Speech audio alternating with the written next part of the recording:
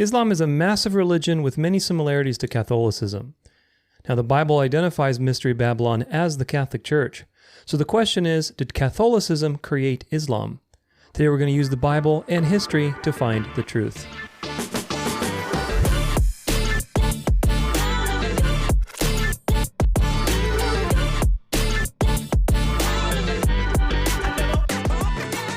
Welcome to the show, everybody. This is the Dance of Life podcast, and I'm your host, Tudor Alexander. Thanks so much for being with me today as we unpack a very important and nuanced topic. Today we're focusing not just on Islam or Catholicism, but really on discernment. I recently read some articles that were very good, actually, one of them by a Muslim apologist. So I want to readdress a topic that I opened up in my End Times series, called The Role of Islam in episode, I believe, 21, maybe 21, 22, something like that.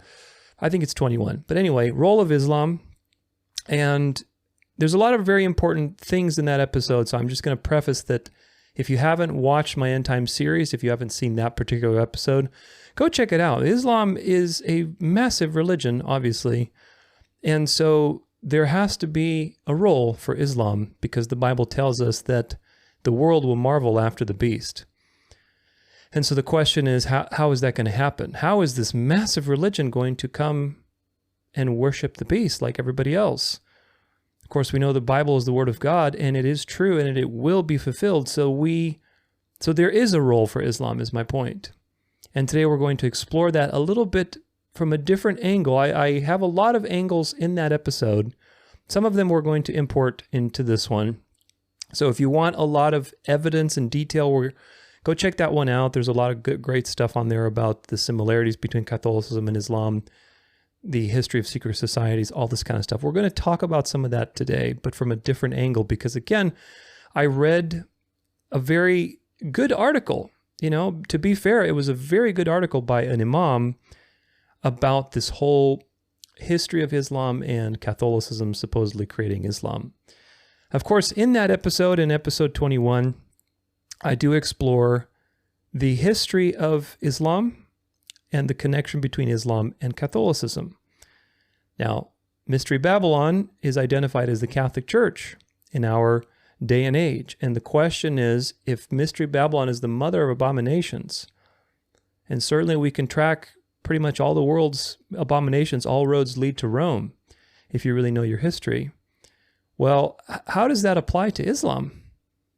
And in light of the evidence that I'll show you from the counter side, from the imam, from the Islamic apologists, which present an angle that seems that the Bible may not be right in this particular case, we have to be able to understand how to respond to that. We have to understand how to walk the narrow road, because the Bible is true when it says the Mystery Babylon is the mother of abominations, and that Mystery Babylon created Islam in a sense, because Islam is an abomination.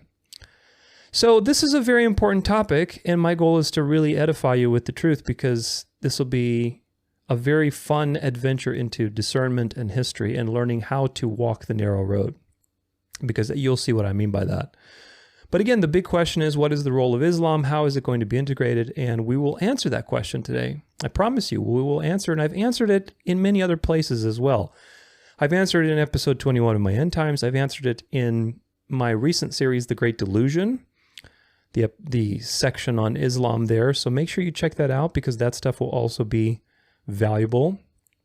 But understanding the history of Islam and its connection to Catholicism helps us understand where all of this is going. Do you understand? This is really the point of today. We're going to be looking at a lot of great things, but the point of today is understanding where is the end of this, which it's right on the horizon, folks. You need to realize the will of God is Catholic. Check out my recent episode with that title. It's in Latin, though. But anyway, voluntas Dei est catholica. The will of God is Catholic, and you need to realize that is right on the horizon. But nonetheless, it's not Muslim, it's not Jewish, it's not communist, it's Catholic. And that means that everything else is leading towards that direction.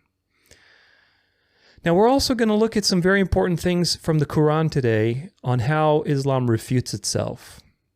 So for any of my Muslim friends that are watching, my goal is for you to be edified in the truth. So you can see for yourself what the Quran actually says about Muhammad, about Allah, about other people like myself as a Christian, how we are to judge things. And you realize that your own book refutes itself, that your prophet was a false prophet, and that your religion is going to be soon integrated into the beast. So you need to wake up. I really hope you will entertain and indulge my evidence that I'm going to present. It's not really my evidence, but the evidence that I'm going to present to you here. Because again, my goal isn't to attack anybody. It really isn't. I expose the Catholic Church a lot. I have nothing against Catholic people. Today we're going to be exposing Islam in many ways. I have nothing against Muslims. I have Muslim friends. But you are being deceived just like Mormons, just like Catholics, just like Eastern Orthodox, just like Jehovah's Witnesses. It's all part of the same mystery religion. And I hope that you understand what I mean when I say that. Mystery Babylon, as you will learn today, is much more expansive than most people believe. So, watch my episode number 21, Role of Islam. Watch the Great Delusion series, especially the part on Islam, so you understand how all this is going to happen. At least a rough and relatively educated guess as to how that's going to happen, given what the Bible has told us and given what history has told us. Islam will be integrated. I believe that's going to happen within the next 10 years. And there's already evidence that it's already happening. But anyway, the main thing that motivated me to create this episode was this article that I wrote, that I read, not wrote, but it was an article from an imam, and I think it's a great article. I want to go over it. We're also going to compare it with the standard narrative on this particular topic, which is that the Catholic Church created Islam. And our goal is going to be to walk the narrow road as usual. Eat the meat, spit out the bones. And it's going to be a great lesson in discernment, history, end times Bible prophecy, and many other great things. So use the timestamps if necessary. There's going to be a lot in this as usual. But nonetheless, before we get started, make sure you subscribe. If you like, if you comment, you share, then your ears will grow by a whopping 67% in this episode alone. So make sure you do that. Now, we have 2 articles to read. I want to give you a little bit of context before we do that. One of these articles discusses the testimony of an ex-Jesuit named Alberto Rivera. And you'll learn more about him, but supposedly, and there's some evidence that this is the case, this person used to be a Jesuit, was an insider, repented, came out of that system, and wrote some material. And one of the things that he wrote is in regards to this whole history of Islam, how the Catholic Church essentially created Islam for its purposes. Now, of course, Islam got out of control, and God used it as a judgment against the beast, which is, of course, one of the trumpets. I think it's the 5th trumpet, but I forget. Nonetheless, Islam is mentioned in the Bible. We'll look at that. And so it was destined to happen. But nonetheless, this is the testimony of Alberto Rivera. We're going to read his testimony. The other article, which is the one by the Muslim apologist, is from a different perspective and documents things very well. Again, we have to give credit where credit is due. And when you have something that challenges your perspective, you should rejoice. You should rejoice in the sense that, okay, I know that the Word of God is true. I know that. I know that the Catholic Church is Mystery Babylon. I know that Mystery Babylon is the source of all of the abominations on the earth. So how do I reconcile this? That'll be a fun challenge, and that's exactly what I wanted to do today. So let's start with the article from the Imam. This is from Imam Yaya's blog, and the article's from 2016, October, and it's titled, "Did Catholicism Invent Islam?" And this is a picture of Alberto Rivera's, some of the writings that he's created on this particular topic. And it says the following: when Christian publisher Jack T. Chick started producing his Crusader comics in 1974, They were initially devoted to exposing the influence of the occult in the world. Their popularity increased in 1979 with the publication of number 12 in the series, quote, Alberto, the supposed story of how a young boy by the name of Alberto Rivera is taken and indoctrinated into the Roman Catholic Church's religious order of the Society of Jesus, otherwise known as the Jesuits. The dirty tricks of the Jesuits' war against other denominations are exposed after Alberto realizes the truth and eventually escapes the clutches of this organization. The comic book is a result of a man calling himself Alberto Rivera. Boy, that's a tough one. Having approached Chick with his story.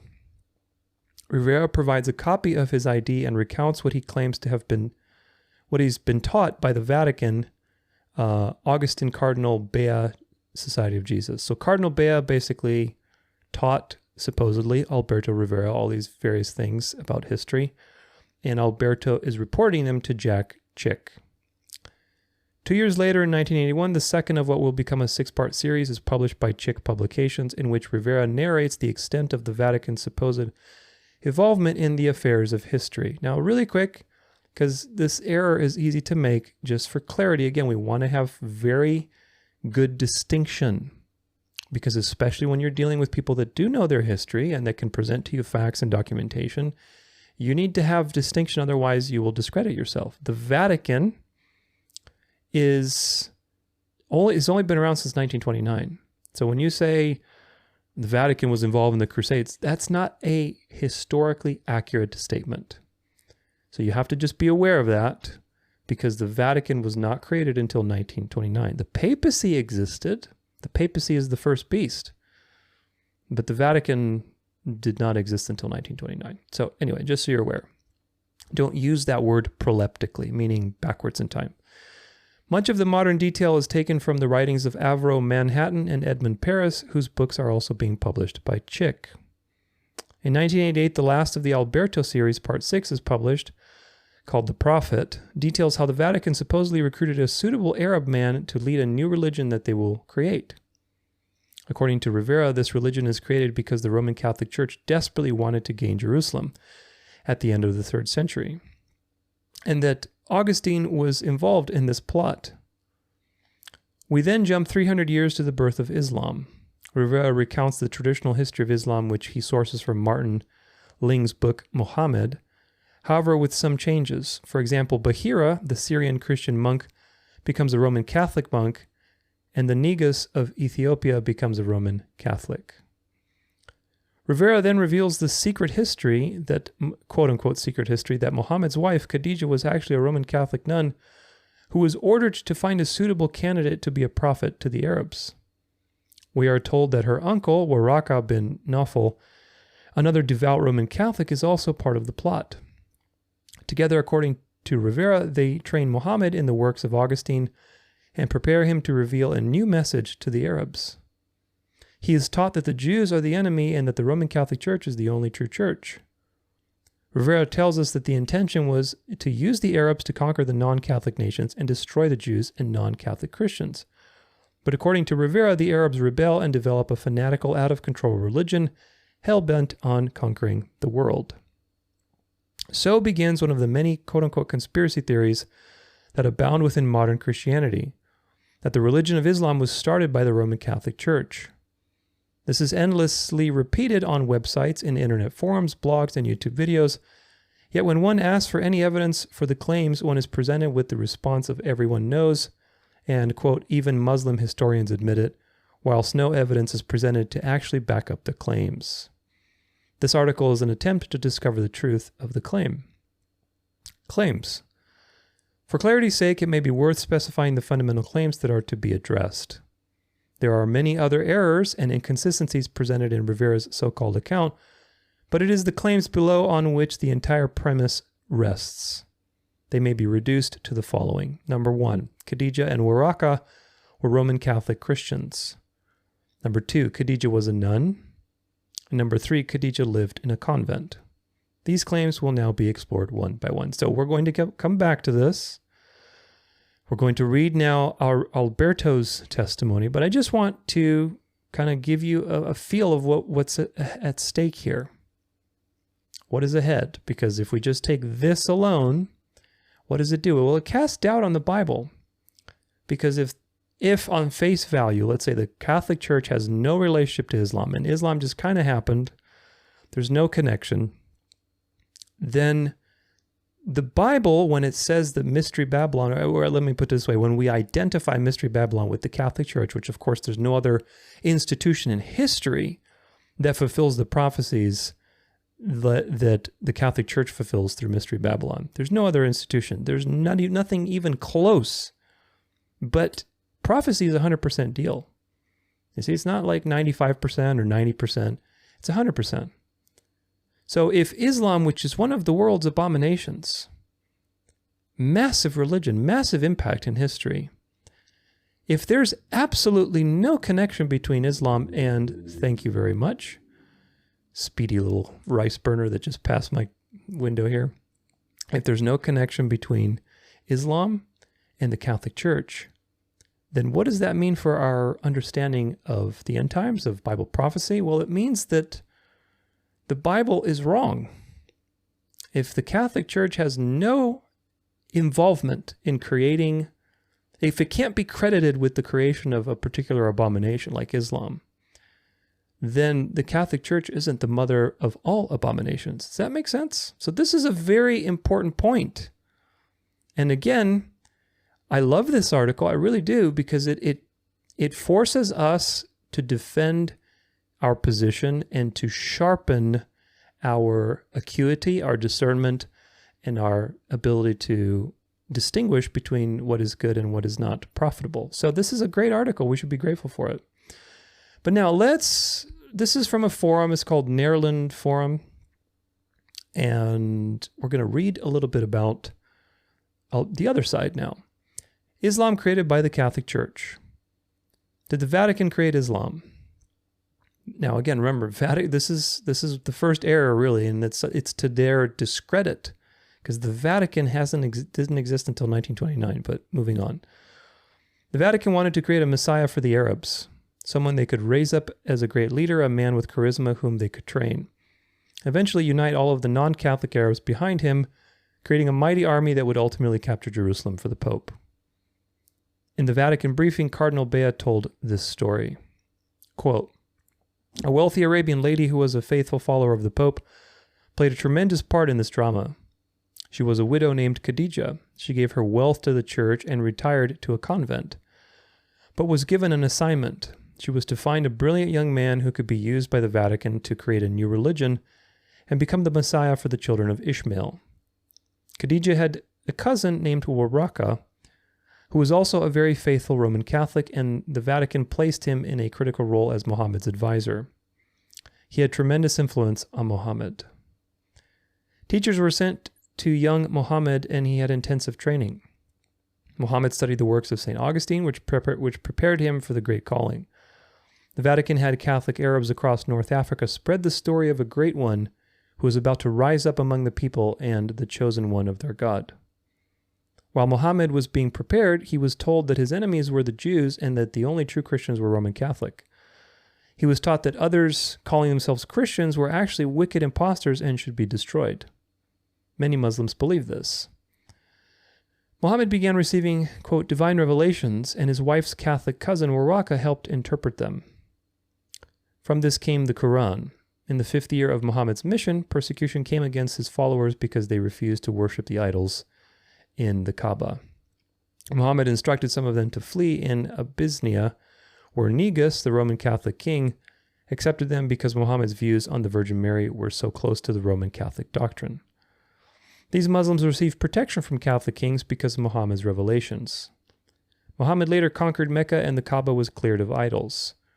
History proves that before Islam came into existence, the Sabaeans in Arabia worshipped the moon god, who was married to the sun god. This is true. I document this in my episode on Islam. Allah is actually Al-Ilah, the God of many names. They gave birth to 3 goddesses who were worshipped throughout the Arab world as daughters of Allah.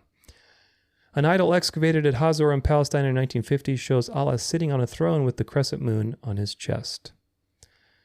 Muhammad claimed that he had a vision from Allah and was told, "You are the messenger of Allah." This began his career as a prophet, and he received many messages. By the time Muhammad died, the religion of Islam was exploding. The nomadic Arab tribes were forming forces in the name of Allah and his prophet Muhammad. Some of Muhammad's writings were placed in the Quran, others were never published. They are now in the hands of high-ranking holy men, ayatollahs, in the Islamic faith. When Cardinal Bea shared with Rivera in the Vatican, he said these writings are guarded because they contain information that links the Vatican to the creation of Islam. Both sides have so much information on each other that if exposed, it could create such a scandal that it would be a disaster for both religions. In their holy book, the Quran, Christ is regarded as only a prophet. If the Pope was his representative on earth, then he also must be a prophet of God. This caused the followers of Muhammad to fear and respect the Pope as another holy man. The Pope moved quickly and issued bulls granting the Arab generals permission to invade and conquer the nations of North Africa. The Vatican helped to finance the building of these massive Islamic armies in exchange for 3 favors. Number 1, eliminate the Jews and Christians, true believers, which they called infidels. Protect the Augustinian monks and Roman Catholics. And 3, conquer Jerusalem for the Pope. As time went by, the power of Islam became tremendous. Jews and true Christians were slaughtered, and Jerusalem fell into their hands. Roman Catholics were never attacked, nor were there shrines during this time. But when the Pope asked for Jerusalem, he was surprised at their denial. The Arab generals had such military success that they could not be intimidated by the Pope. Nothing could stand in their way of their own plan. Under Waraka's direction, Muhammad wrote that Abraham offered Ishmael as a sacrifice. The Bible says that Isaac was the sacrifice, but Muhammad removed Isaac's name and inserted Ishmael's name. As a result of this and Muhammad's vision, the faithful Muslims built a mosque, the Dome of the Rock, in Ishmael's honor on the site of the Jewish temple that was destroyed in 70 AD. This made Jerusalem the second most holy place in the Islamic faith. The Pope realized that what they had created was out of control when he heard they were calling His Holiness an infidel. The Muslim generals were determined to conquer the world for Allah, and now they turned towards Europe. Islamic ambassadors approached the Pope and asked for papal bulls to give them permission to invade European countries. The Vatican was outraged. War was inevitable. Temporal power and control of the world was considered the basic right of the Pope. He wouldn't think of sharing it with those whom he considered heathens. The Pope raised up his armies and called them crusades to hold back the children of Ishmael from grabbing Catholic Europe. The crusades lasted centuries, and Jerusalem slipped out of the Pope's hands. Turkey fell, and Spain and Portugal were invaded by Islamic forces. In Portugal, they called a mountain village Fatima in honor of Muhammad's daughter, never dreaming it would become world famous. Years later, when the Muslim armies were posted on the islands of Sardinia and Corsica to invade Italy, these were a serious problem. The Islamic generals realized they were too far extended. It was time for peace talks. One of the negotiators was Francis of Assisi. As a result, the Muslims were allowed to occupy Turkey in a Christian world, and Catholics were allowed to occupy Lebanon in the Arab world. It was also agreed that the Muslims could build mosques in Catholic countries without interference as long as Roman Catholicism could flourish in Arab countries. Cardinal Bea told Alberto Rivera in Vatican briefings that both the Muslims and Roman Catholics agreed to block and destroy the efforts of the common enemy, the Bible-believing Christian missionaries. Through these concordants, Satan blocked the children of Ishmael from knowledge of the scripture and the truth. A light control was kept on Muslims from the Ayatollah down through the Islamic priests, nuns, and monks. The Vatican also engineers a campaign of hatred between the Muslim Arabs and the Jews, which is true. The papacy did create the state of Israel for its false prophecy to create a dialectic in the Middle East. We'll talk about that a little bit too, but moving on. Before this, they had coexisted peacefully, also true. The Islamic community looks on the Bible-believing missionary as a devil who brings poison to the children of Allah. This explains years of ministry in those countries with little results.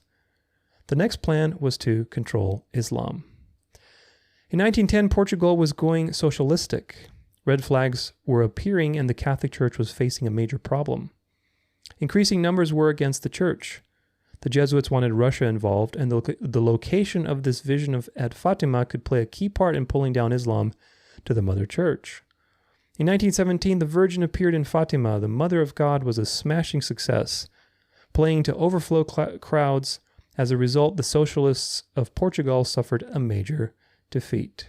Dark to light. And of course, I believe in that episode, in episode 21, I do talk about the Fatima experience and the thing that happened. Of course, something did happen, but it was definitely not Mary, as in the actual mother of Jesus, because Mary is dead and she's waiting to be resurrected. It was very likely either a demon or Lucifer himself masquerading as an angel of light. So anyway, moving on. Roman Catholics worldwide began praying for the conversion of Russia, and the Jesuits invented the novenas to Fatima, which they could perform throughout North Africa, spreading a good public relations to the Muslim world. The Arabs thought they were honoring the daughter of Muhammad, which is what the Jesuits wanted them to believe. As a result of the vision of Fatima, Pope Pius XII ordered his Nazi army to crush Russia and the Orthodox religion and make Russia Roman Catholic. A few years after he lost World War II, Pope Pius XII startled the world with his phony dancing sun vision to keep Fatima in the news. It was great religious showbiz, and the world swallowed it. Not surprisingly, Pope Pius was the only one to see the vision. As a result, a group of followers has grown into a blue army worldwide, totaling millions of faithful Roman Catholics ready to die for the Blessed Virgin. The Jesuits have their Virgin Mary scheduled to appear 4 or 5 times in China, Russia, and major appearances in the U.S.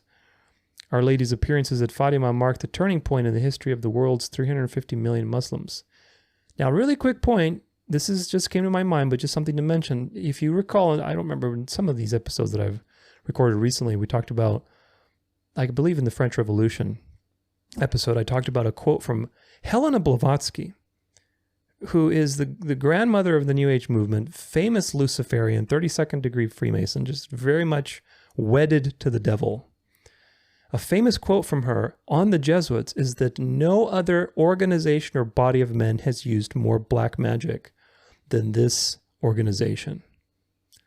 Now, you do the math. If somebody who is that wedded to the devil tells you that the Jesuits have used more black magic than any other institution on earth, and you see these types of false signs and wonders, and you remember that the Bible tells you that the Great Delusion comes about with all power and signs and wonders from Satan, then just do the math. After the death of his daughter, Muhammad wrote that she, quote, is the most holy of all women in paradise next to Mary. He believed that the Virgin Mary chose to be known as Our Lady of Fatima as a sign and pledge that the Muslims who believe in Christ's virgin birth will come to believe in his divinity. Bishop Sheen pointed out that the pilgrim virgin status of Our Lady of Fatima were enthusiastically received by Muslims in Africa, India, and everywhere else, and that many Muslims are now coming into the Roman Catholic Church, which is also very true. So, a lot to digest in there, but what is the conclusion from these things? Well, we'll come back to the main article now, but before I unpack what the Imam has to say about his historical rebuttal to these things, I want you to now see another important truth, which is that the truth, the narrow road, is always in between two extremes. It's always in between two things. One big error that the previous article has is that it says the Vatican did this and the Vatican did that, when the Vatican wasn't created until 1929. So that is an error. But that doesn't mean, again, that we discount everything. I really hope today, that's why I wanted to put this episode today, because the answer to this situation, to this dilemma, is very nuanced. And if you can grasp it, your discernment will really increase quite a bit. You'll learn how to eat the meat and spit out the bones and navigate perspective so that when you hear something that's contradictory, you don't swing off to the right. Or when you get some evidence that disproves something or challenges something, you don't swing off to the left. You just learn to say, okay, let me tolerate this cognitive dissonance. Let me tolerate the evidence the person is presenting and put another piece of evidence and so on. Does that make sense? This is what you have to learn to do in order to sift through all of the lies. Because the best lie is the one that also has some truth in it. So unless you know how to eat the meat and spit out the bones, then ultimately you're going to be deceived. But hopefully you can see that there's some compelling truth on Alberto Rivera's testimony. And there's also, we haven't gotten to the evidence on the rebuttal, but you're going to see there's also compelling truth there. So it's like, okay, how do we reconcile this? And that's really the adventure of today.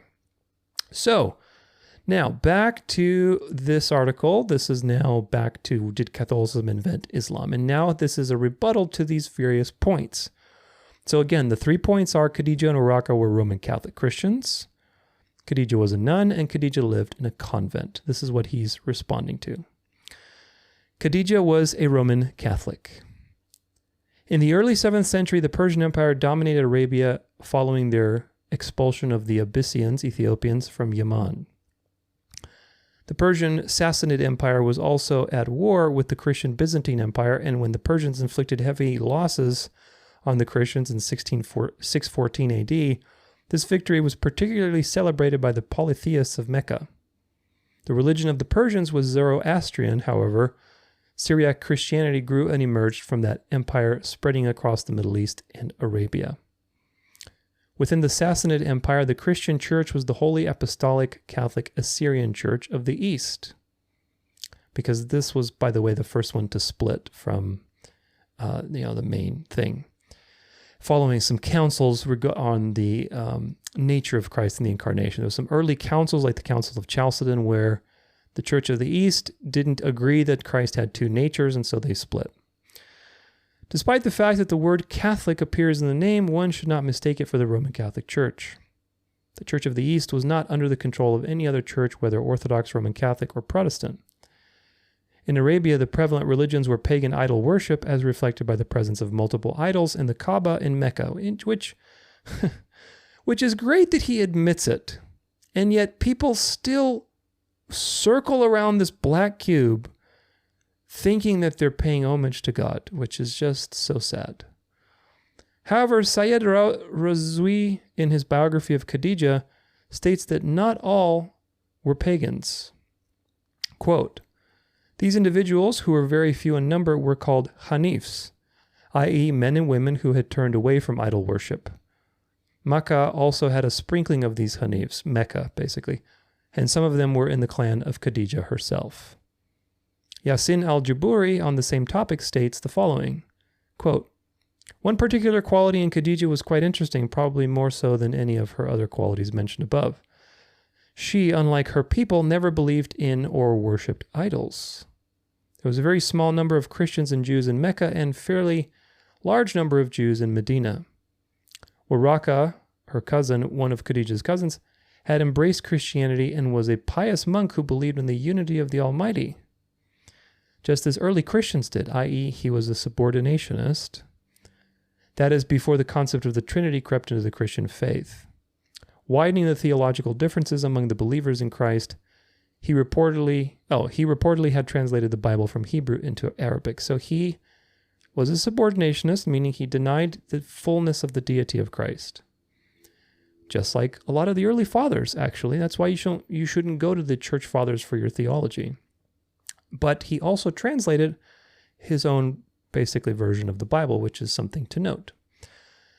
Evidence in the Ahadith, Urraqa ibn Nawfal, Khadija's cousin, is mentioned in the Ahadith, in the Sahih, authentic collection of the Al-Bukhari, in relation to the events immediately after Muhammad had his first encounter in the cave. Quote, remember this thing with the cave, though. Anyway, quote, "The Prophet returned to Khadija while his heart was beating rapidly. She took him to Urraqa, who was a Christian convert and used to read the Gospels in Arabic." Book 1, Hadith 3 gives more detail. Quote, "Khadija then accompanied him to her cousin Urraqa bin Asad bin Abdul Uzza, who during the pre-Islamic period became a Christian and used to write the writing with Hebrew letters. He would write from the Gospel in Hebrew as much as Allah wished him to write. He was an old man and had lost his eyesight. Khadija then took him to Urraqa bin Nawfal, the son of Khadija's paternal uncle. Urraqa had been converted to Christianity in the pre-Islamic period and used to write Arabic and write of the Gospel in Arabic as much as Allah wished him to write. He was an old man and had lost his eyesight." Tradition confirms that both Khadijah and Waraka were both Christians, but there is nothing to suggest that they followed Roman Catholicism. However, it does state that Waraka was translating the gospel into Arabic. Back to Razwi, which was the author of the Khadijah's biography. Khadijah was strongly influenced by the ideas of Waraka, and she shared his contempt for the idols and idolaters. She did not associate any partners with the Creator. Like Waraka and some other members of the family, she too was a follower of the prophets Ibrahim and Ishmael. Khadijah was a muwahhid, monotheist. Two important points in regard to their beliefs are given as them having contempt for idols and believing in one God as opposed to more than one. Considering the use that is made in Roman Catholicism of idols, this description alone would set them apart from the denomination. Secondly, they are regarded as monotheists, or in Islamic terms, they believed in the oneness of God. The Roman Catholics were regarded as believing in a three-God Trinity, which again, this is the Muslim page, so remember, they don't understand the Trinity. They think it's three gods, and of course they really stumble with that, but it's not three gods. It's one God existing multi-personally. God is not limited to your experience of consciousness. He is infinite, ineffable. He's spirit. He can be in two places at once. God is extremely different, completely different, unintelligibly different. That's why he revealed himself in the person of Jesus, to be localized and to be observed and to be with, because God is beyond all understanding. Anyway, writing about the Christians living in Mecca at the time when Islam arose, Father John Hardin, Society of Jesus, states that, quote, "The evidence of idolatry among the Arabs contrasted strongly with the monotheistic religion of the immigrant Jews and mostly Nestorian Christians." Hardin identifies the denomination or type of Christianity they practice as being Nestorian. Likewise, Griffith, having noted a continuous presence of Christianity in Arabia from the 4th century to the time of Muhammad, states the following, quote, "And it seems clear from these sources that the major Christian communities who made headway among their Arabs in the several centuries just prior to the rise of Islam were the so-called Melkites, Jacobites, and Nestorians. Their principal ecclesiastical language was Syriac, or Christian Palestinian Aramaic. Among the Melkites, albeit that their ecclesiastical identities were largely determined by the positions they adopted in the Christological controversies of the 5th and 6th centuries." So, in simpler words, there were a lot of people splitting from the church. You have to understand that right around the 4th century, that was leading up to all these councils on what does the church believe about the nature of God, there was a lot of things going on. There was the Manichaean Empire, which I've covered before. That was a huge thing, which is a philosophy, is a Gnostic philosophy. Manichaean religion. It wasn't really an empire. It was just more like a religion. But that was extremely all over the place. And you're going to see how that influenced Islam as well. To keep all this in mind together, because this is a real wild goose chase in a sense. We have to really put a lot of different pieces together, and you have to really know your history. But the context of the early church, there was a lot of Gnosticism. There was a lot of false prophets, false teachers. The counterfeit had already begun. Keep this in mind. Satan had already begun his counterfeit. Of course, by the 3rd or 4th century, you had a lot of other heresies that were happening on Christology. People were Unitarians, subordinationists, all kinds of different things. And that was influencing a lot of people. And people were splitting off from the church, starting their own thing. They were rejecting, they were starting different sects and groups. So the counterfeit was well on its way. And that's a very important point. But that influenced a lot of people. Nonetheless, moving on. It was during the 5th and 6th centuries AD that the Roman Catholic Church evolved as the preeminent church in the Western Roman Empire. Which is true. It's true. It's accurate. The Pope wasn't made the Pope really until 538 AD. I mean, he was the Bishop of Rome, but the Pope became who he is as the little horn in 538 AD, which is the 6th century. Following arguments over the nature of Christ, large communities were declared heretics by the Roman Church, which is what we just talked about. The Church of the East, or the Nestorian Church, was one of the first churches to distance itself from what would become the Roman Catholic Church, which I also mentioned a couple minutes ago. The East Church was the one to split from the main body because they rejected two natures of Christ. There is the human nature and the God nature. One person, two natures. Do not divide the person or confuse the natures. This is the basic Christology. Of course, today you still have the Eastern, it's not the Eastern Orthodox, I always forget the name of this. It's like the Church of the East or the Eastern Asian Orthodox or something like that. Anyway, they're the Eastern Church. There's like, I think 90 million people in this church, and they still hold to this belief. So, very interesting. Mike Kuhn identifies Waraka as a Nestorian Christian. Roughly 600 years had transpired between Pentecost and Muhammad's prophetic call. The Christian church had passed through a period of intense persecution at the hands of the Roman Empire and had risen to become a prestigious religion of Rome, whose capital was now Byzantine Constantinople. The presence of Christians in the Arabian Peninsula is confirmed by Waraka bin Nawfal. Waraka was likely an adherent of Nestorian Christianity, considered a heresy by the early church councils. He was nonetheless a man who evidenced desire for the things of God.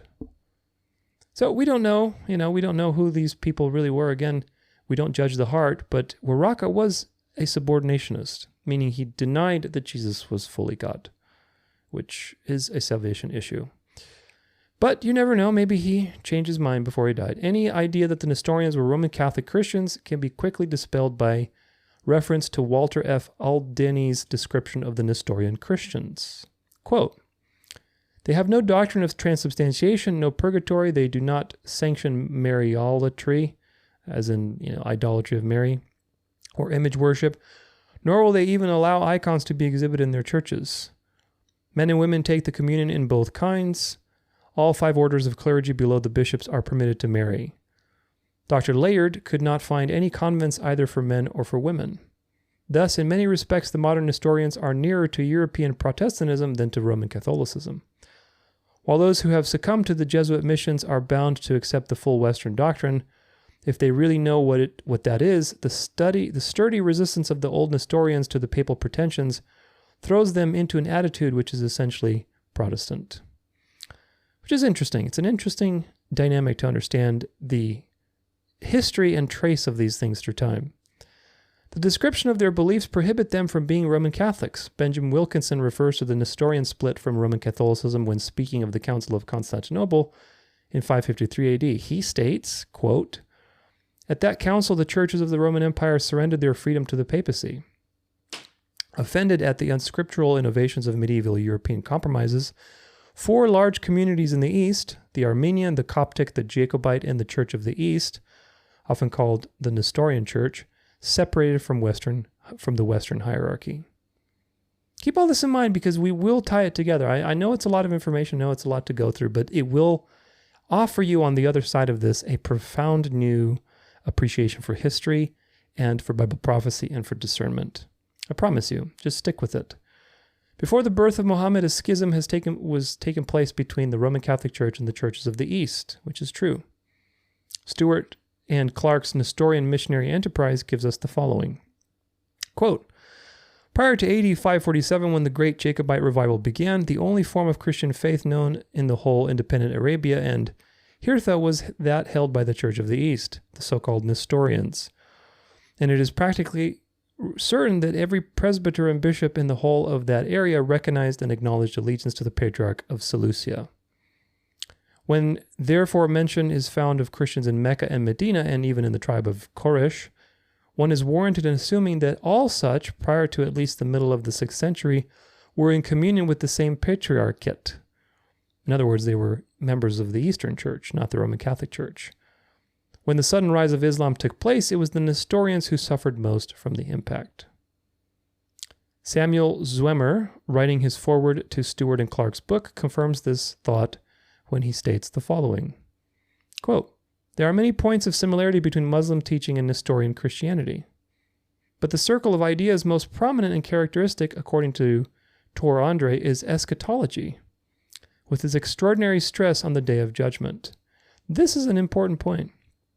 Eschatology through Tamim al-Dari, who is another convert from Christianity, quote-unquote Christianity, was instrumental in what Muslims believe about the end times today, which so happens to coincide with the Jesuit end times view and with what the Jews expect. So it's all really interesting. We'll talk about it, but just so you're aware.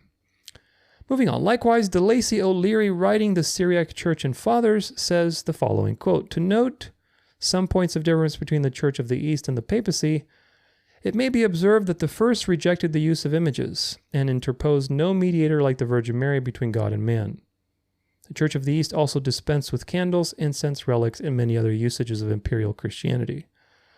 They had a different Bible than that of Rome. For their Bible they used the Peshitta, evidently the work of the school of Lucian." A Peshitta is another translation. It was very, very old translation. Indeed, when all the sources are assembled together, whether they be Islamic, Christian, or even Roman Catholic, Jesuit, they all state that it was the Church of the East which could claim the allegiance of Waraka bin Nawfal bin Asad and his cousin Khadijah. From the very beginning of the Church of the East, there were doctrines that separated them from the Church of the West, the Roman Catholic Church. They kept the seventh day as their Sabbath, not the first day, Sunday, which was championed by the Roman Catholic Church. They also rejected the idea of Mary being the Mother of God. These and other theological differences between the Roman Catholic Church and the Church of the East made it hard to imagine that the Roman Church was in a position to invent Islam in Arabia. So far, pretty damaging information. But we're going to entertain this so that we can find a deeper position. Number 2, Khadijah was a nun. So this first one, what do we just rebuttal? What was the rebuttal? The rebuttal was whether Khadijah was, what does it say? Khadijah was Roman Catholic. So saying that Khadijah was Roman Catholic is maybe not super historically accurate, but we'll comment on that. Now the second point is that Khadijah lived in a convent. That is the rebuttal. Again, we must build on the answers to the first two questions. As previously mentioned, Roman Catholicism was not present in Arabia in the 7th century.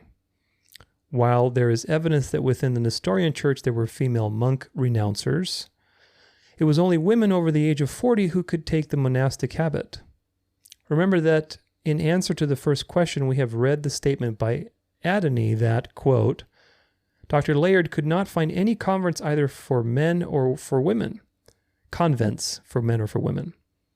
This, in many respects, the modern historians are nearer to the European Protestantism than to Roman Catholicism." So they couldn't find any convents for the Nestorian Church. They didn't really have that, it seems. In his account of Khadijah's life, Al-Jaburi relates a story about a neighbor of Muhammad who, quote, "lived in the same alley in Mecca where Khadijah's house stood. His wife, also Jewish, used to collect dry thorny bushes from the desert just to throw them in the Prophet's way." Returning to Razwi's account of Khadijah's life, he writes of the time after the death of her first husband, Khuwailid. Quote, "After the death of Khuwailid, Khadijah took charge of the family business and rapidly expanded it. With the profits she made, she helped the poor, the widows, the orphans, the sick, and the disabled. If there were any poor girls, Khadijah married them off and gave them dowry. One of her uncles acted as her advisor in business matters, and other members of the family who assisted her in the management of business if and when they sought their assistance. She sought their assistance. She therefore recruited an agent whenever a caravan was outfitted to go abroad and made him responsible for carrying her merchandise to the foreign markets and for selling it in those markets. From her home in Mecca, Khadijah controlled an ever-growing business which spread into the neighboring countries." She was very entrepreneurial, that's for sure. Following the death of her husband, Khadijah continued her husband's business interests, which she ran from her home in Mecca, where Muhammad used to visit her before they were married. Back to Sayyid Razwi's account, where we learn that Khadijah spent some years as a rich widow, obviously not in a convent, as she was being frequently courted by various noblemen. Khadijah spent many years of her life in the single state. As noted above, she received many offers of marriage from the lords and princes of Arabia, but she turned them down. They could not impress her with their wealth. If they were rich, she was immeasurably richer than the richest of them.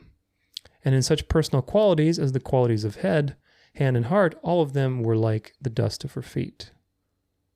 In conclusion, the only source of the idea that Islam was created by Roman Catholicism is Alberto Rivera.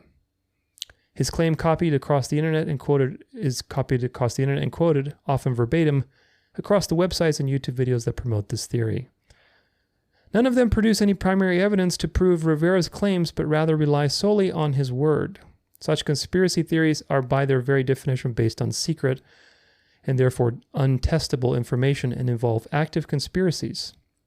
Rebuttals have been based on the credibility of Rivera and Chick rather than the credibility of the theory.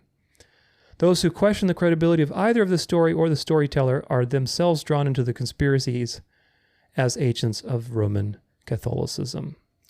So, pretty long article, I know, but this was a very actually well put together article. I really am grateful that I found it, that God sent it my way, because it really challenged me to say, okay, wait a minute, this is well written. I know the truth in the sense that I know that the Bible is true. I know that Mystery Babylon, the Catholic Church is Mystery Babylon. I know that for sure, absolutely, 100%.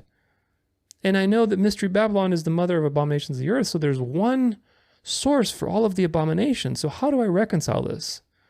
How do I reconcile this? And as I began to put this together, I realized, wow, this is a great practice situation to hone your discernment. It really is. So now let's kind of integrate some of this stuff. The truth, as usual, is in both articles. There is truth on both sides. The Islamic article is very well written, and we have to consider it, and ultimately to help strengthen our position, because it does challenge the idea that the Catholic Church created Islam. And I will say this, and I'll say it over and over again. You have to have distinction. You understand? You have to understand to distinguish between things and have labels and categories for things. Otherwise, it's very easy to be deceived, to deceive yourself or to have somebody else deceive you. Just like we said that the Vatican wasn't created until 1929. You can't use the term Vatican proleptically. Like, you can't say the Vatican started the Crusades. Well, the Vatican wasn't around when the Crusades happened. So you need that distinction. Rome started the Crusades, the papacy started the Crusades, but the Vatican didn't start the Crusades because the Vatican wasn't around. So just like we say that, we have to have very good distinction. Because when we say, for example, that Mystery Babylon is the mother of abominations and the Catholic Church is Mystery Babylon, what does that actually mean? That is going to be what we're going to explore today, because there's really quite a lot to unpack. Now, why is this important? Well, because, again, we know that the Bible is true, and the Bible says the whole world will worship the beast. The whole world is going to worship the beast. And we know at the very least from Revelation 13 that the beast is the papacy, the medieval papacy. It suffers a mortal wound. It has a resurrection.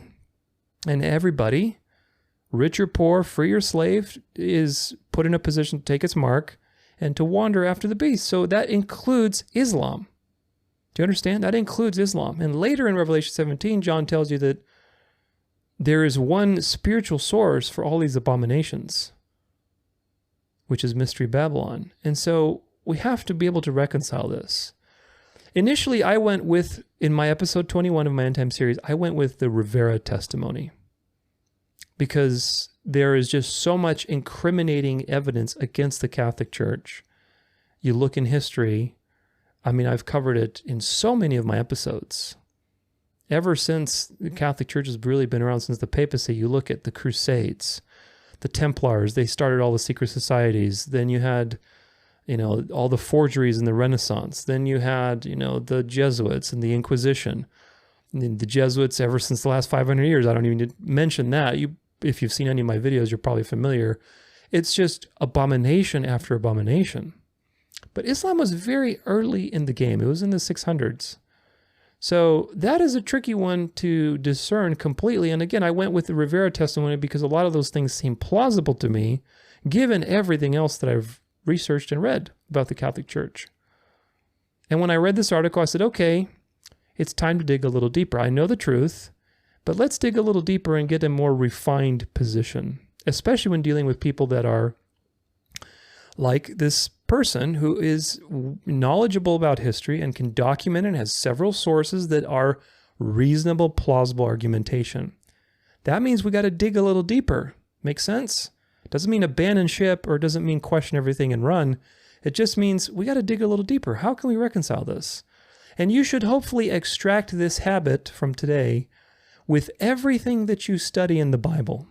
Again, everything that I record is designed for you to develop your principles. Okay, this is not just, who created Islam? Well, it's not about that.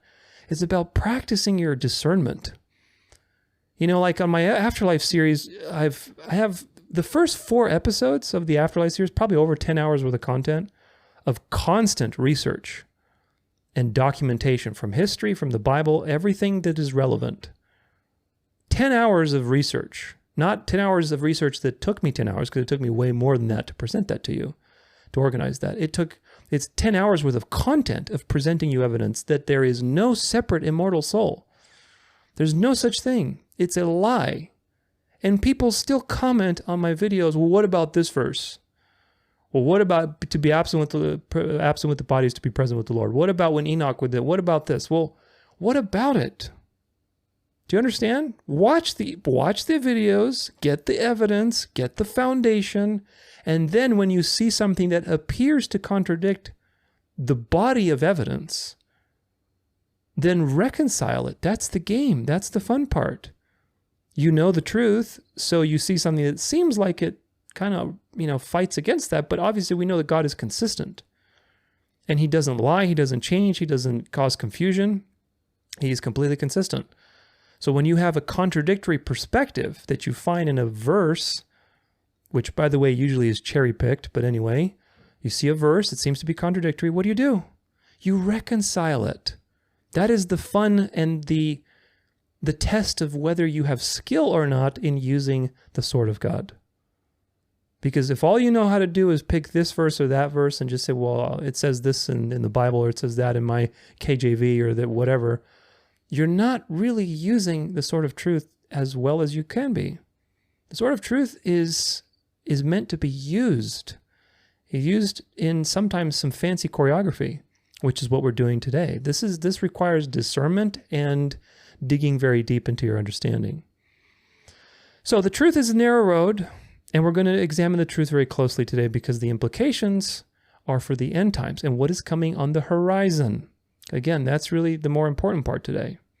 But today we're going to see Islam is one of the earth's abominations, just like Catholicism and just like many other things. We're going to see how Mystery Babylon did create Islam. We're going to see the relationship between Catholicism and Islam. We're going to see the implications on the end times.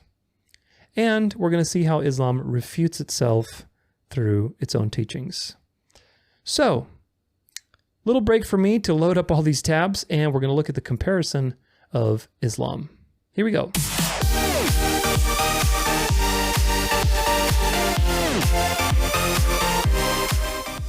Okay, well, I hope you enjoyed that fox dancing around, because we will have to be dancing around just like that little fox throughout this information. Because again, this is going to require a lot of nuance, and it's going to require you to have sensitivity. That's why I use these little cute foxes with their big ears, because it's about sensitivity. One of my favorite quotes on discernment is from Charles Spurgeon, which is that discernment is not telling the difference between good and evil, or good and bad, or right and wrong. Discernment is telling the difference between right and almost right. Do you understand? It's telling the difference not between light and dark. You should be able to do that. If you can't do that, then woe to you who make good evil and evil good, right? But you should be able to tell the difference between light, as in truth, and false light. That is discernment. And so learning to eat the meat, spit out the bones is very important, and we have to cultivate our sensitivity. You have to be sensitive for different things, for different words, terms, truth, lies, and so on. So right now I want to build a case for all of these things by starting with the comparison between Islam and Catholicism. We're going to look at a lot of different things that are similar between these two religions so that you understand a very important point. Now, I document a lot more of this stuff in my episode 21 of my Islam series, the role of, not Islam series, but in my end time series, the role of Islam. But nonetheless, a very kind of bullet point outline would be, first off, both religions have pilgrimages. They both have like the idea of pilgrimages and, holy sites and things like that. Now, the idea of a pilgrimage is a pagan idea. The notion of going to a physical place that is holy is attached to paganism and sacrificing. Jesus is the temple. As Christians, we have a unique situation because the temple is everywhere. You could go out in the forest and talk to God. You can be in your room and talk to God. He is everywhere. And through Christ, we are in the body of Christ, which is the house of God, which is the temple. We're in the temple. There's nowhere for you to go. That's why this whole notion that Catholics have and Orthodox and Muslims and Jews and everybody else, there's this idea that there is something special over here that I need to go to. A temple, a holy site, and so on. It's really idolatry if you think about it. Especially in light of the fact that God has revealed himself and has shown you the temple, and you can have communion with that temple through faith. So pilgrimages are very common in both religions. Islam uses the half moon and star, and Catholics also use the sun and the moon. A great example is the monstrance that they use for the communion. It's a very loony solar type of situation. There's a lot of paganism in both religions. Again, I document this quite a bit in 2 places you can look: Role of Islam, number 21 in my End Time series, and also in my Sabbath series, number 7, where we talk about baptized paganism. You can see a long history there of the pagan religion and pagan influences that ultimately were converted into Catholicism. But both of them used sun and the moon. Allah is a moon god. Catholics are very solar and just love the sun and Sunday and things like that. So they're part of the same spirit, if you understand.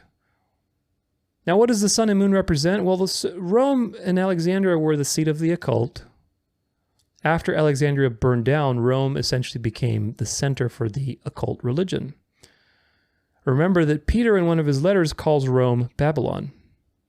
He does it to codify, so that people understand, so Christians understand, but he does it appropriately. I mean, in a sense, it's a code. Obviously, he's speaking in code, but it's a very intentional code that people pick up on for a reason, because Babylon, the spirit of Babylon, is Rome, is currently in their time manifesting as Rome. So put that in the back burner.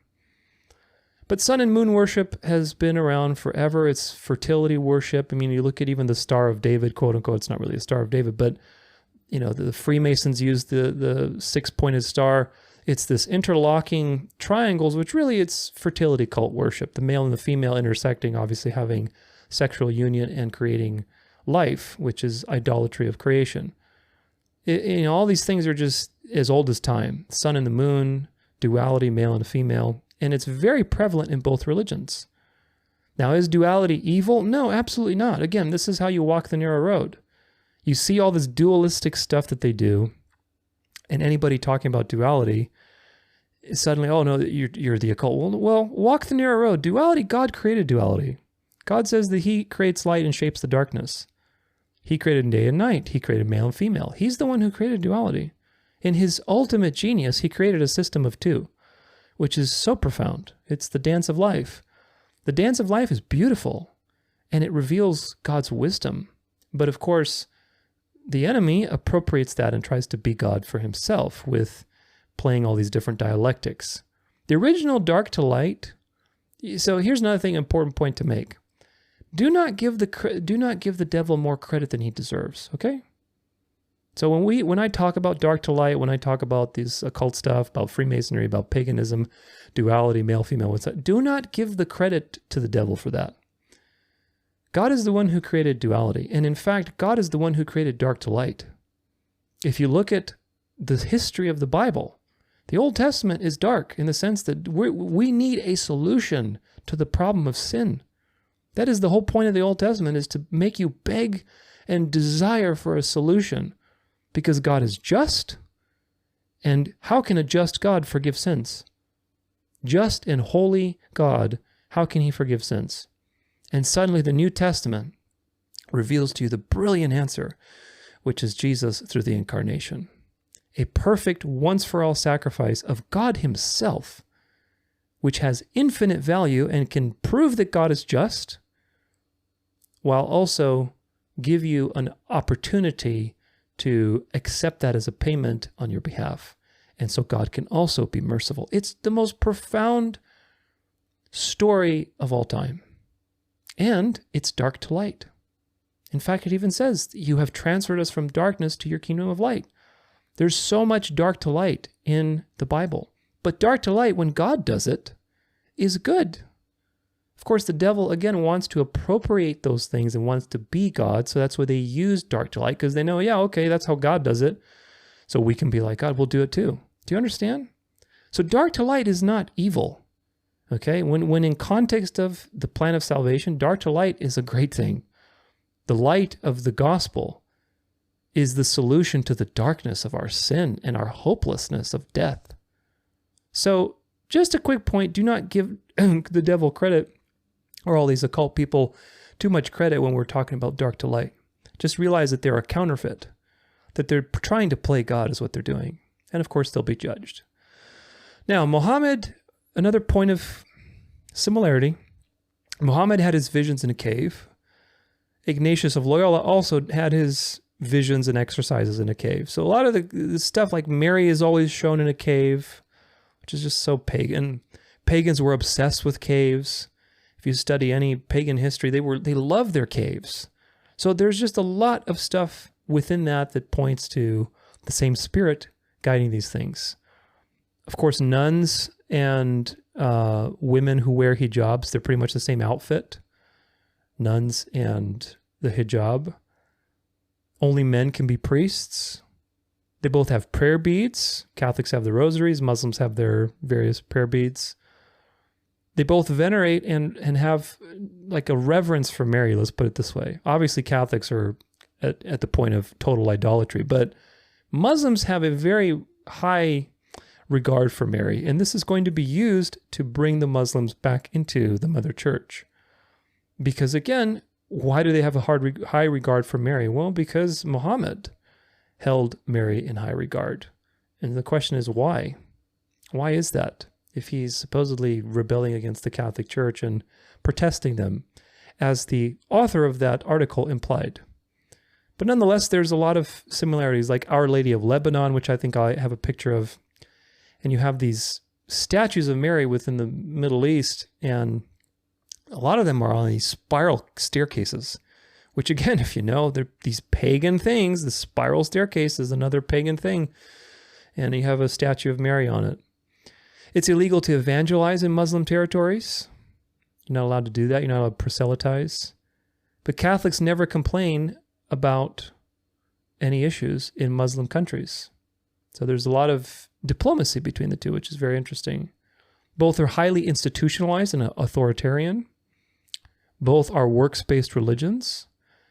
And both of them have monasteries and mosques built on old pagan holy sites. And I can prove that to you very easily. This is the Umayyad Mosque. I've covered this in, again, my episode 21, but the site has been used as a house of worship since the Iron Age, when the Arameans built on it a temple dedicated to their god of rain, Hadad, Ben-Hadad. Isn't that mentioned in the Bible? Under Roman rule beginning in 64 AD, it was converted into the center of imperial cult of Jupiter, the Roman god of rain, becoming one of the largest temples in Syria. When the empire in Syria transitioned to the Christian Byzantine rule, Emperor Theodosius transformed it into a cathedral and the seat of the second high priest ranking bishop in the Patriarch of Antioch. So everybody was building on top of the pagan thing because it was a holy site. And lastly, it became a mosque. So everybody is just recycling these pagan holy sites, which again is just so strange. It's telling you that it's not the Holy Spirit that's guiding people to do this. This is the Abu Hagag Mosque. The Mosque of Abu Hagag is a mosque in Luxor, Egypt. It contains the tomb of Sheikh Yasu Abu Hagag, after whom the mosque is named. The mosque is integrated into the structure of the Luxor Temple. Now, it's not Las Vegas we're talking about. We're talking about the actual pagan Luxor Temple, an ancient Egyptian center of worship, making it one of the oldest continuously used temples in the world. Do you understand? Dating back to the reign of Pharaoh Amenhotep in the 14th century BC, like when the Exodus was around. So this place, the Abu Hagag Mosque, is one of the oldest continuously used pagan places in history. 3,000 years, which is fascinating. Fascinating. But keep all this in mind. Now for some Christianity stuff. Quote-unquote Christianity. Christianity's roots in Lebanon and the Maronites. Let's see what we have. This is a great article. In 1125, the Crusaders built St. Mark's Church over the ruins of the Tyre Cathedral. Zeinun I succeeded Paulinus to the Church of Tyre. He participated in the Ecumenical Council of Nicaea, which discussed the question of equality of the Father and the Son, in essence. You can see some ruins that are basically built on these pagan holy sites. I think I had something else highlighted on here. Somewhere else. Okay, I guess not. So anyway, there's a whole article. I didn't want to read it all, but basically there's a lot of these Christian monasteries that are built on pagan sites. This is Baalbek, World Pilgrimage Guide. And of course, you know, Baalbek has got those huge stones, which also are a very interesting mystery. But not if you believe what the Bible tells. Look at the size of these things, man. These are just enormous, but not if you believe what the Bible tells you about giants. At the beginning of the 3rd century, a lovely circular temple was added to the Baalbek complex. Lovely. While early European visitors assumed it was a Venus temple due to its ornamentation of seashells, doves, and other artistic motifs associated with the cult of this goddess, it is not known for certain which deity the shrine was actually dedicated to. During the Byzantine Christian times, the temple was used as a church by Greek Catholics and dedicated to the early Christian martyr St. Barbara. There you go. It's not Venus. It's St. Barbara. Baptized paganism. Look at the size of these stones, man. I mean, this is just insane. So anyway, Temple of Venus. Yeah, I mean, look at this. So crazy. Temple of Venus got reappropriated. Now it's, the Church of St. Barbara. So they do this in both religions, Catholicism and Islam. Now, let's see what we got here. A couple things. So, a couple things to put together from all of this. Again, I document this quite a bit in my episode 21 of my End Time series. But both Catholicism and Islam share too many similarities to be ignored. They really do. My goal is to show you something that is much more profound than what the face value argument that most people believe in, which including, I argued it as well in my chapter 21 of the End Time series, that the Catholic Church created Islam. We need a more refined position, and my goal is to show you that. But hopefully you can start to see that refined position, which is that there is a common spirit behind all of these things. Both have mixed paganism with monotheism to create a counterfeit religion. I've covered baptized paganism in all those other episodes I showed you. In episode 21, you're going to learn quite a bit about Islam's pagan origins with Allah and the origins of Allah as a pagan god. And really, it's just another name for Lucifer, masquerading as, the God of gods, trying to be like God. So go watch those things so you're really familiar. But they're both basically part of this Antichrist mystery religion. And this is how we're going to look at this, because they're both created by the spirit of Antichrist. So keep that in mind. Now, I want to look at secret society connections. And again, most of the stuff I've documented quite a bit in my End Times episode number 21. Islam is not immune from secret societies and from the mystery religion of the ages. It's really not, which of course the mystery religion is worship of the devil. Now this is Morals and Dogma by Albert Pike. And he has some great things in here, but you can also remember that on page 11, there's some interesting things. Now, he talks quite a bit about Islam, and here's the black cube and the perfect ashlar for them. And of course, Islam has a black cube at the Kaaba, which is very special to them. The black cube is very much associated to the occult, but here on page 11, on Morals and Dogma, is a very important quote that you need to be familiar with. The Holy Bible, the square, and the compass are not only styled the great lights in masonry, but they are also technically called the furniture of the lodge. And as you have seen, it is held that there is no lodge without them. This has sometimes been made a pretext for excluding Jews from our lodges because they cannot regard the New Testament as a holy book. The Bible is an indispensable part of the furniture of the Christian lodge, only because it is the sacred book of the Christian religion. the Hebrew Pentateuch in a Hebrew lodge, and the Quran in the Mohammedan one belong on the altar. And one of these, and the square and compass, properly understood, are the great lights by which a mason must walk and work. So I can give you a clue. It's not the Pentateuch. It's the Quran. And of course, there's great evidence for that. You see the Shriners, which is an organization made in the 1800s, that you basically pledge allegiance to Allah, and the only top Freemasons get invited into it. It's a very elite club. They have their little scimitar. Of course, they tell you what this means, like entrepreneurship, and what else do they say here? The emblem on the front of the Fez Crescent is an integral part of the fraternity's theme and representative of the characteristics embodied by the Shriners. The scimitar stands for the backbone of the fraternity. The two claws are the Shriners' fraternity and philanthropy. The Sphinx stands for the governing body of the Shriners. Yada yada. Five-pointed star represents the thousands of children helped by the philanthropy each year. The emblem also bears the phrase robur et furor, which, by the way, is in Latin, which means strength and fury. Now, if you believe any of this, especially the point about the five-pointed star, I have some amazing beachfront property to sell you in Phoenix. It's going hot. You better bank on it because it's really, really quite beautiful.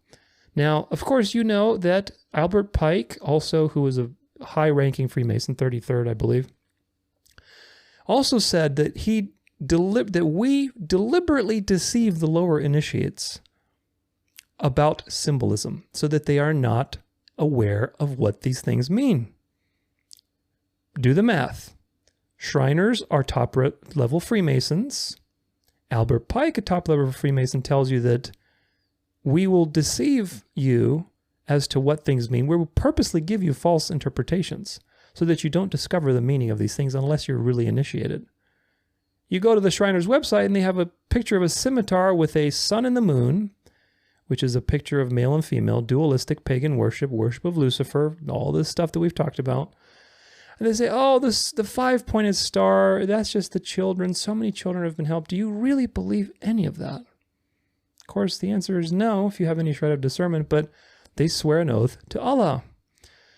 And that proves, again, that the quote from page 11 by Morals and Dogma of Albert Pike, where one of these is the true light of Masonry. Which one?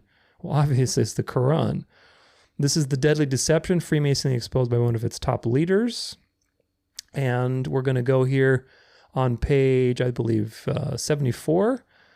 And he describes, this is a description I've talked about before, but basically this person describes an initiation into the Shriners, the Freemasons, and they took an oath to Allah. And I'll just read a little bit part of it. And with the Quran on the altar, we sealed our solemn oath in the name of Allah, the God of Arab, Muslim, and Mohammedan, the God of our fathers. I had taken so many bloody oaths already, one for each degree, and I paid little attention to this one, except to notice that, like the rest of the ritual, featured desert settings, Arabs, and Allah, the Mohammedan God.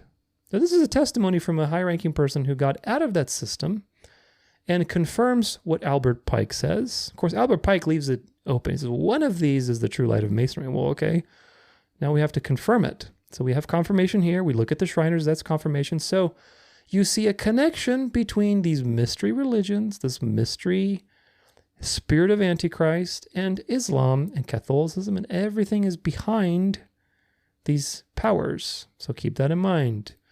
One more thing to share with you. This is from heritagehistory.com. Secret Societies and Subversive Movements, Nesta Webster. The Revolt Against Islam. We have followed the efforts of subversive sects hitherto directed against Christianity and Orthodox Judaism. We shall now see this attempt reduced by gradual stages to a working system of extraordinary efficiency, organized for the purpose of undermining all moral and religious beliefs in the minds of Muslims. In the middle of the 7th century, an immense schism was created in Islam by the rival advocates of successors to the Prophet.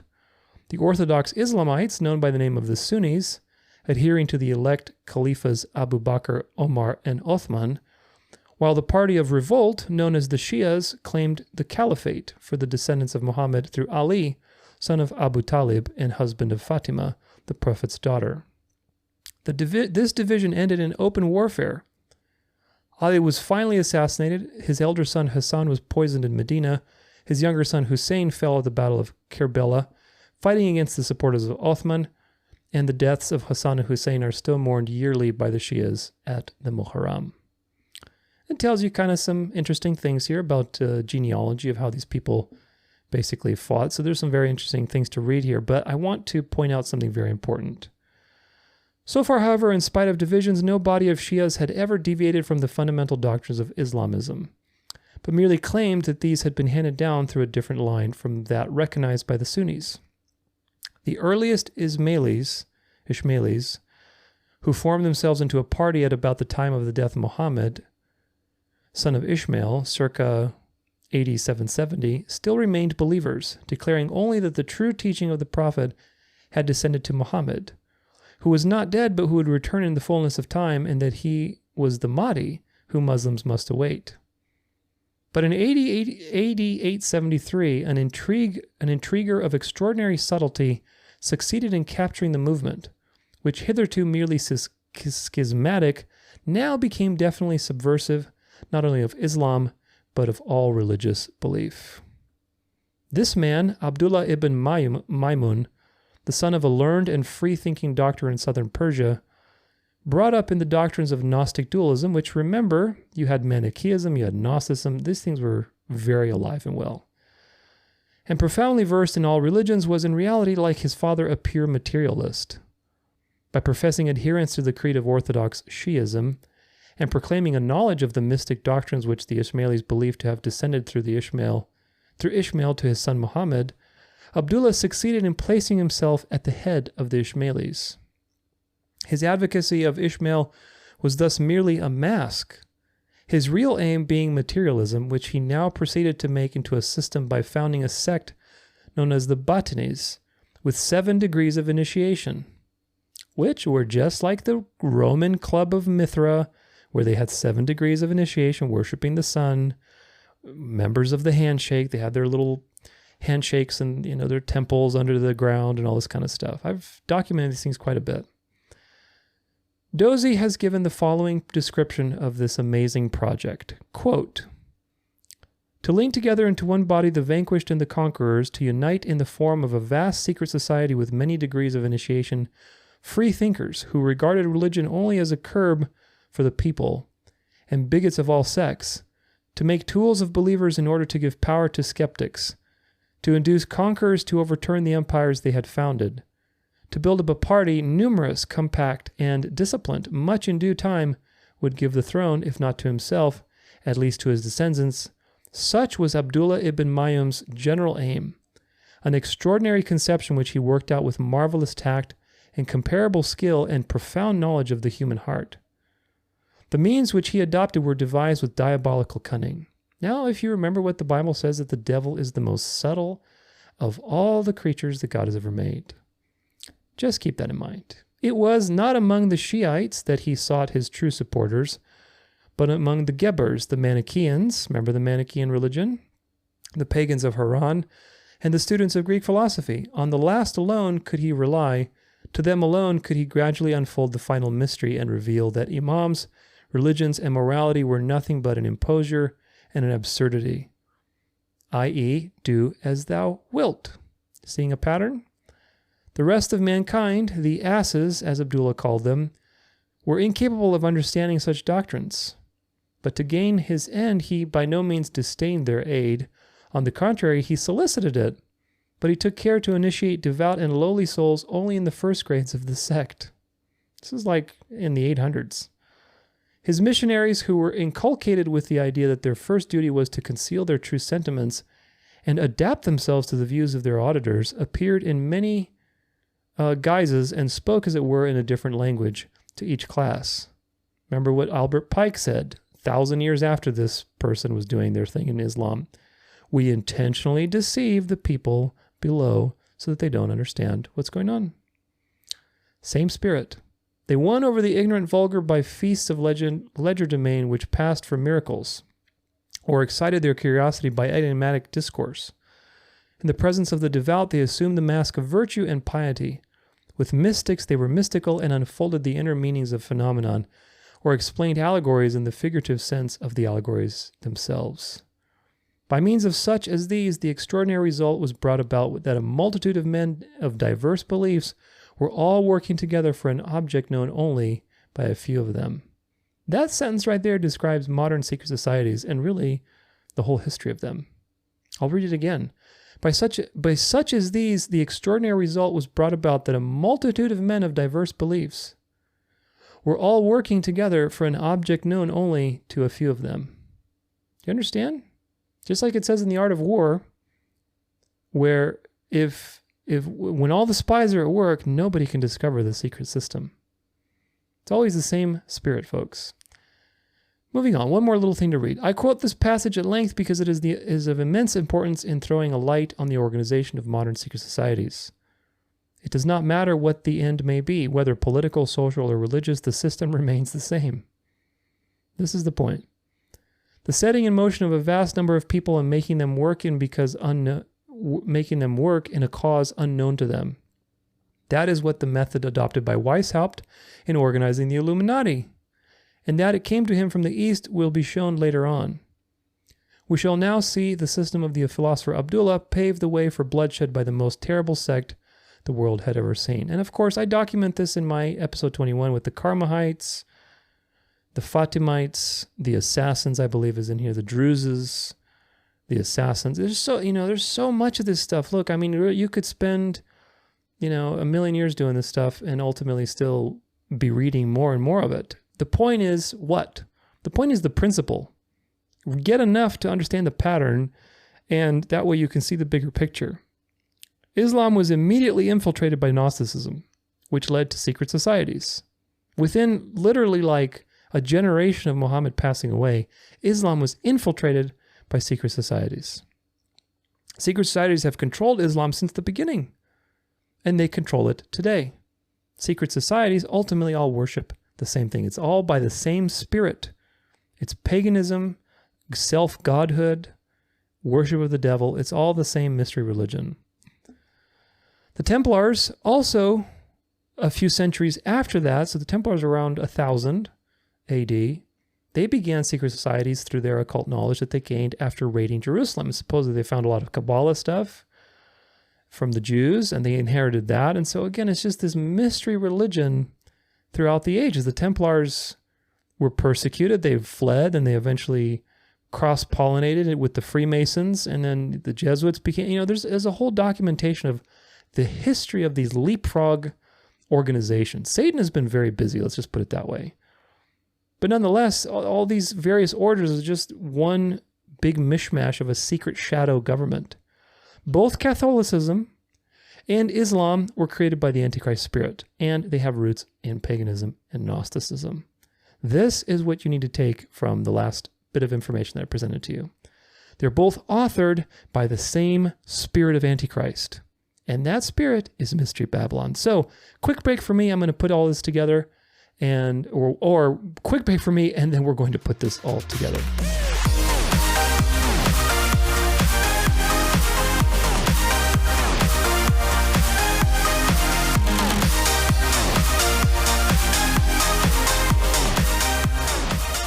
All right, well, it's time to synthesize this stuff and get a bird's eye view.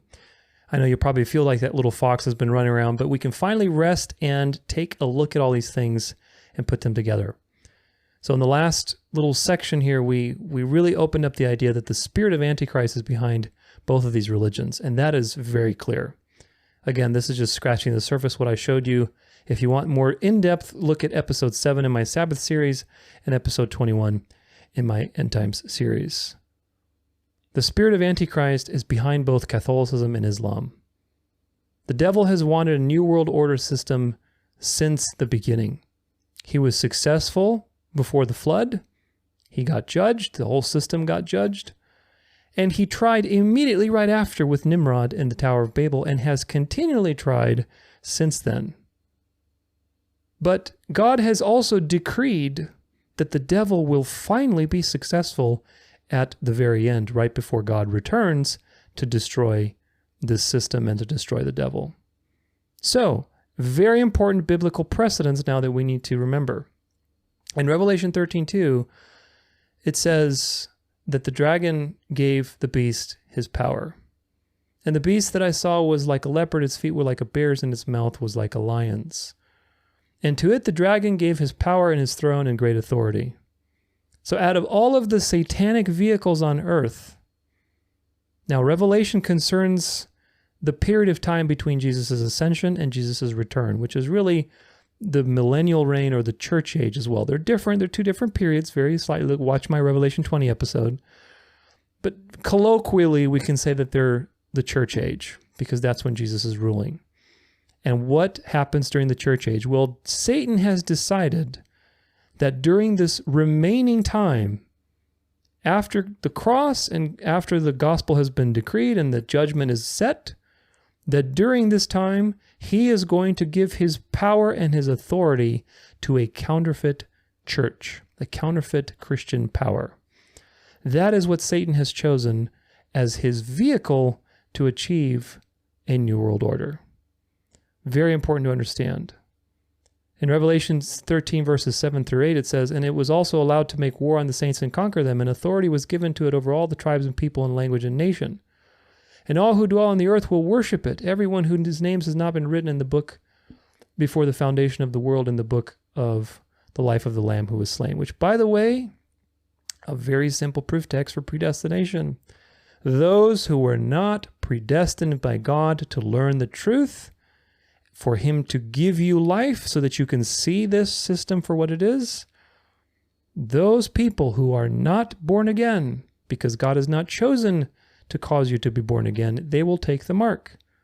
Genuine born-again believers will not. Why? Because God is going to draw you out of this system, grant you supernatural awareness so that you see, kind of like that movie They Live, or whatever they're called, where he's got the glasses and he's putting them on and you can see everything, what it's actually saying. Kind of like that. Well, except you don't have the glasses. God gives them to you and he puts them on your face.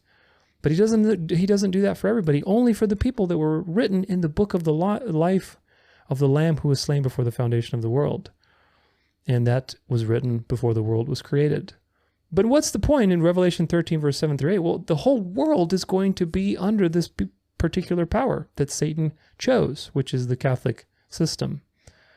And later in Revelation 16 through 17, it says, "The image of the beast causes all, both small and great, both rich and poor, both free and slave, to be marked on the right hand or the forehead," which is, you either believe in it, or forehead is belief, or you're just kind of doing it just to go along. "So that no one can buy or sell unless he has the mark, that is the name of the beast, or the number of its name." Now, if you don't know what the mark is, I have a whole episode on my Sabbath series, specifically Sabbath number 7 and Sabbath number 8. In my End Time series, I have an episode on the mark. I've talked about this quite a bit. But learn the truth about the Sabbath, and you will learn the truth about the mark of the beast, because they are related. Now, finally, in Revelation 17, verse 12, we see the woman riding the beast. And of course, a woman, as in the New Testament, is an image of a church. And again, there's no other institution that fulfills this prophecy compared to the Catholic Church. And it says, "The 10 horns that you saw are the kings who have not received royal power, but they are to receive authority as kings for 1 hour together with the beast. These are of one mind, and they hand over their power and authority to the beast. The rulers of the earth will give their power to the beast that the woman is riding," meaning a system of government that ultimately is controlled by the woman, which is the Catholic Church. But what is the point of this? Well, the point is that the future is Christian nationalist. It's not communist. It's not Jewish or Zionist. It's not Muslim, that's for sure. And Islam, according to the Bible, according to these prophecies, will be integrated because these are worldwide.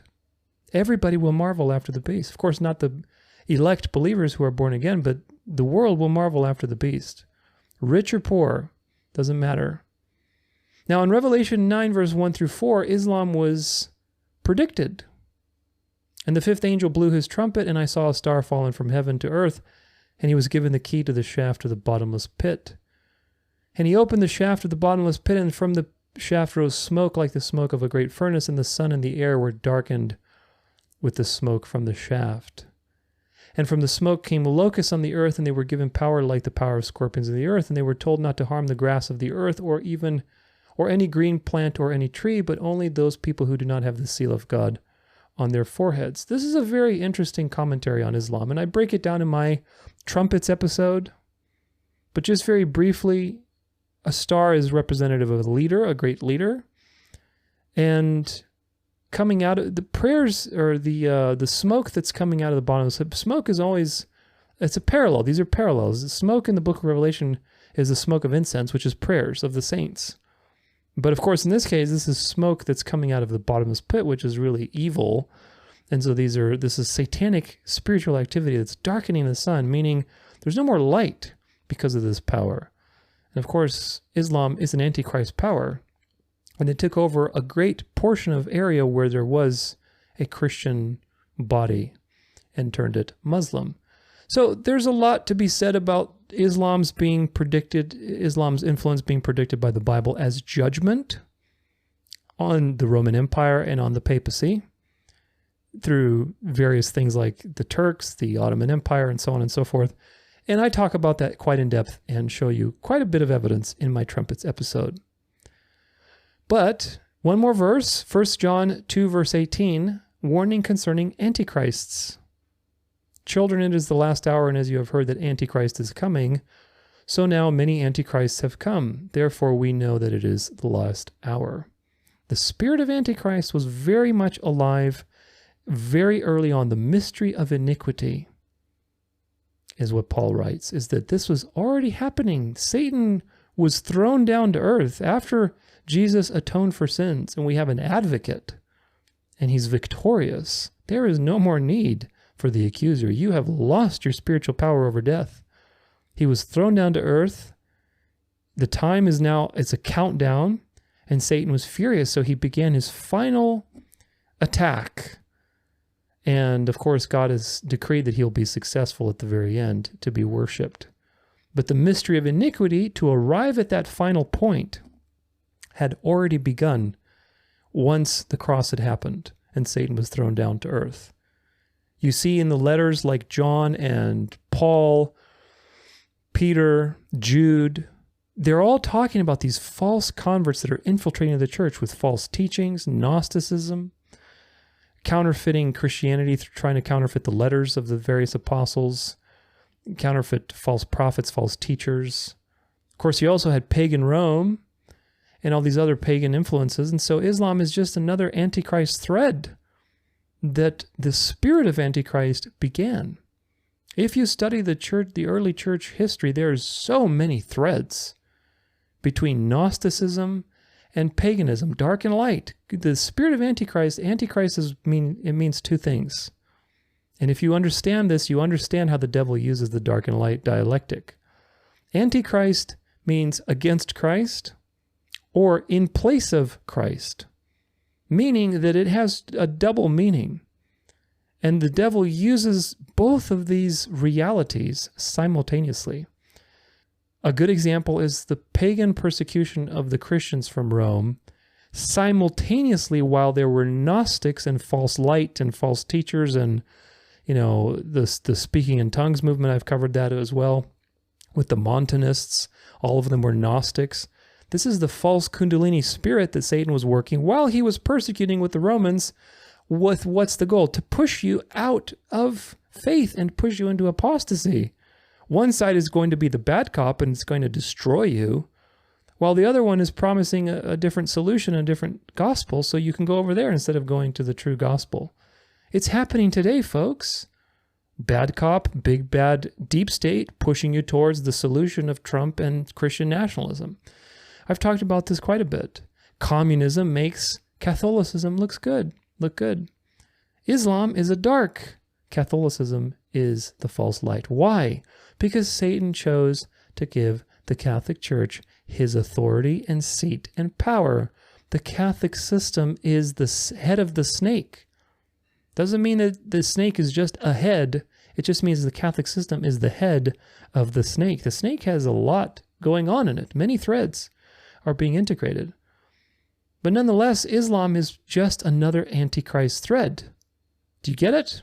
The mystery of iniquity, Mystery Babylon, was already far at work in the apostles' days, counterfeiting, working on this final iteration, which is this church, false church that's going to control the governmental system. That was already happening. Satan was very much at work. And how was he working? Well, he was creating thread after thread after thread. After the Roman Empire crashed, he gave Constantine a vision of some light and told him to unite church and state. And of course, that was perfect timing because everybody was ready for the persecution to be over. Dark to light. Do you see how this works? These are just different threads, folks. Different threads.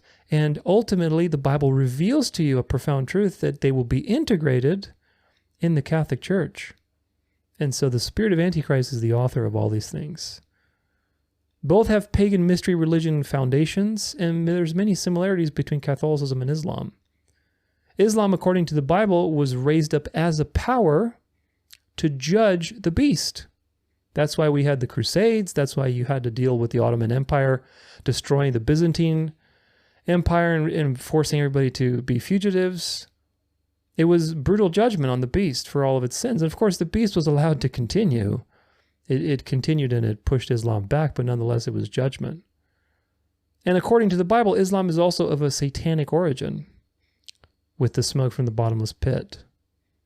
But now comes the highlighted question of the day. If Mystery Babylon is the Catholic Church, did the Catholic Church create Islam?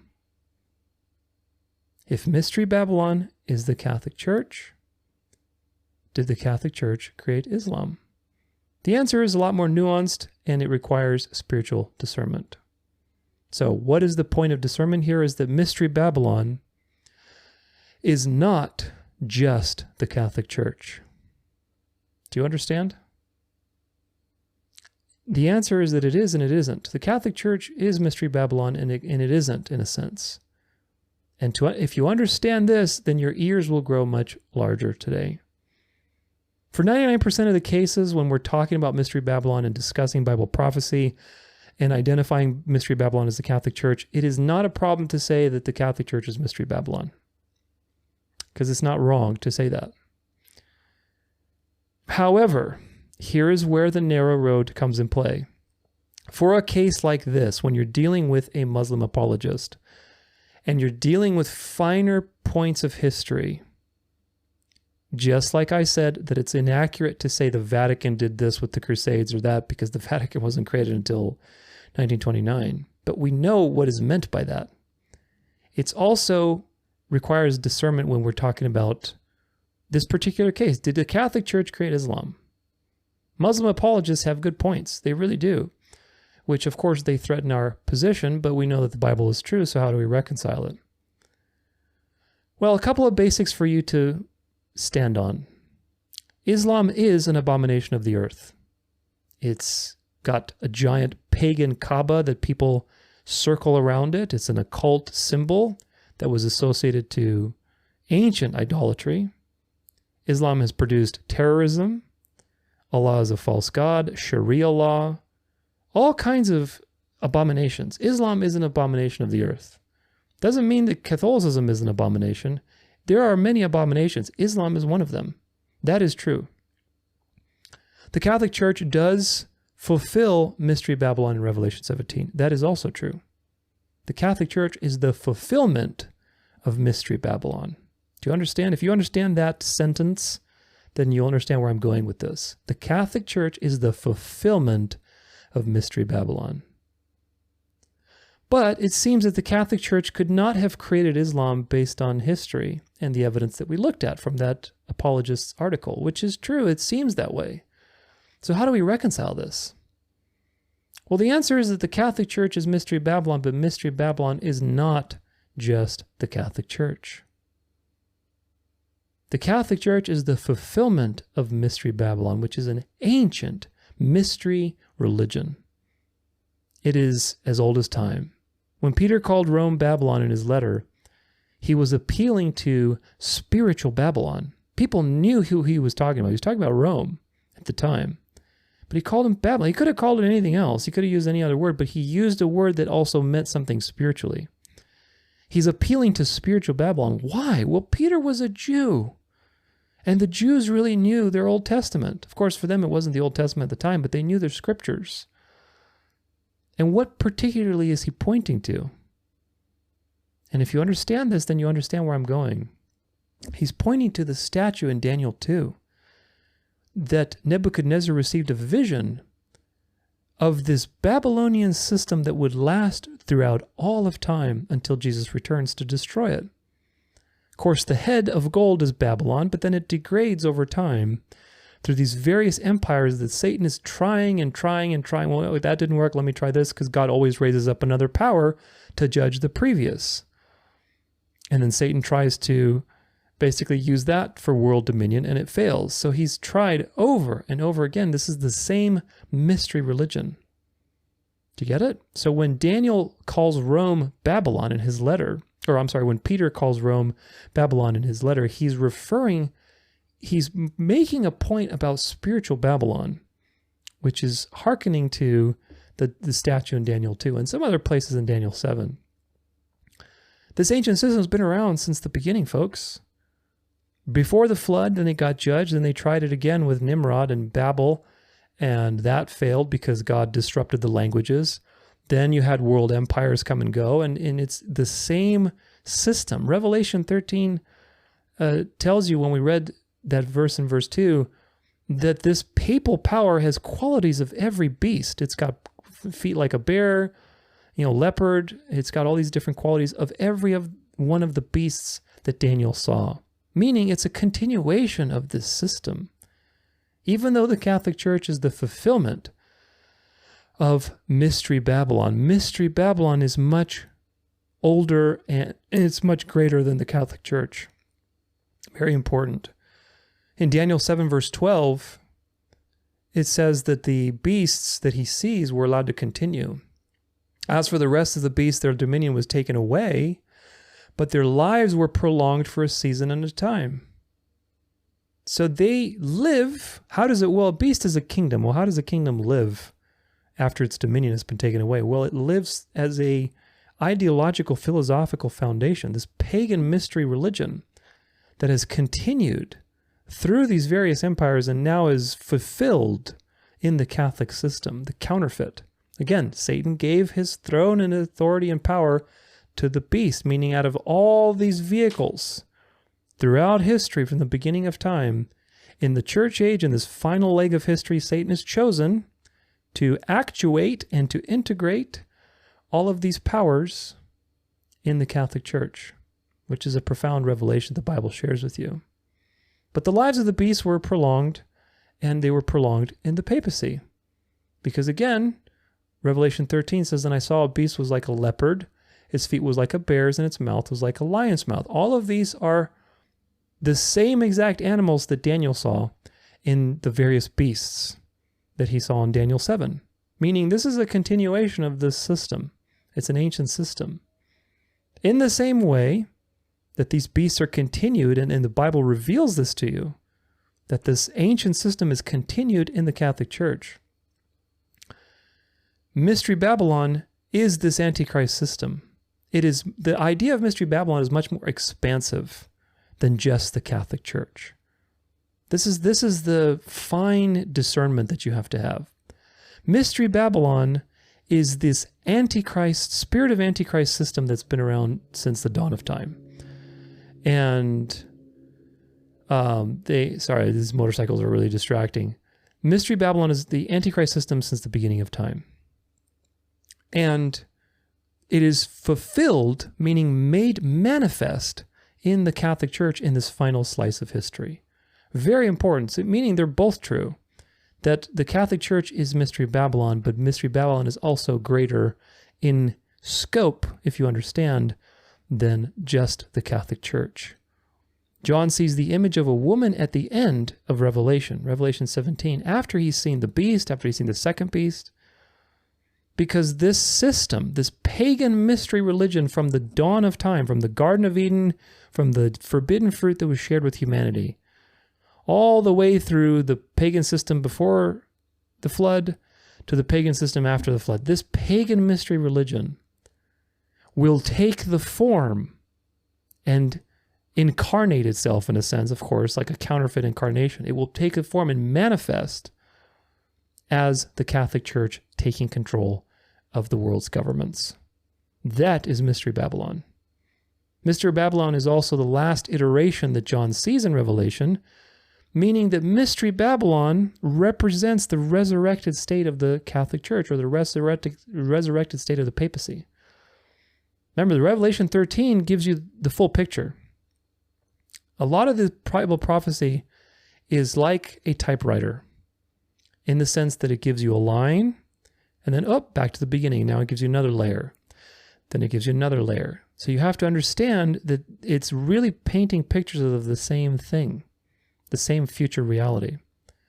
The beast is the papacy. It rules for 1260 years. It suffers a mortal wound, and then it comes back to power, and basically the world marvels after the beast and takes its mark. Okay, well, that's already the full story. Then John recapitulates and gives it to you from a different perspective, that this beast is not just the Catholic papacy, in the sense that it's really the fulfillment of this Antichrist mystery religion of the ages, being made manifest in the open and resurrected, just like it was probably before the flood. In some sense, it's going to control the whole world, and Satan will have his new world order before Jesus returns and judges the system. So Mystery Babylon, the woman riding the beast, represents the resurrected state of the beast, the first beast of the sea in Revelation 13, which is the papacy, which is the Catholic system. The woman is the church, and it controls the government systems that the kings pledge themselves to. And of course, the woman is not just the Catholic Church. The Catholic Church is the fulfillment of this mystery religion. But the woman, the Mystery Babylon, is this ancient system who is the mother of every single abomination there is. Why? Because the woman is the spirit of Antichrist. Do you get it? The spirit of Antichrist, Satan, is unseen. He is in the shadows. He's lurking around, constantly moving and doing various things. However, very important point that you understand this, Satan is limited by time and space to create what he wants. He has to operate in time and space. Things have to go in a sequence. That is the nature of reality. What does that mean? Well, it means something very important, because if he wants to be worshipped, which he does, and God has allowed him to be worshipped at the end, if Satan wants to be worshipped, he has to show his hand. Does that make sense? He has to pick a vehicle by which everything is going to be integrated. Because if the whole world is going to be in one mind to worship the devil, he has to unify all these various threads that he started. So it's almost like he's undoing his work, because he started all these different threads to go against the plan of salvation from the very beginning. So we're talking mystery religion here, Mystery Babylon. From the very beginning, with the paganism and different religions and different gods and different things like that. And now that Christ has come, well, I can't compete with that. I have to counterfeit it. Now I have to integrate all these things into one counterfeit so that the world can worship me and not Jesus. Does that make sense? That is the limitation that Satan has. He has to consolidate everything. And the Bible tells you, in the brilliance of the Bible, it tells you exactly how he's going to do it. He's going to do it through the Catholic Church, and he's already done it in a sense. And of course, we're on the horizon of that happening. Mystery Babylon is the religion of the ages, and that, what it amounts to is many, many threads. But those threads have to be integrated, and Mystery Babylon will manifest in the world physically as the resurrected Catholic Church. Do you understand? The Catholic Church is the fulfillment of Mystery Babylon. That is the correct way to say it. When we say the Catholic Church is Mystery Babylon, we are saying it colloquially, and we understand what that means. 99% of the time, that's okay. Because if you're talking to Christians, then okay, it makes sense.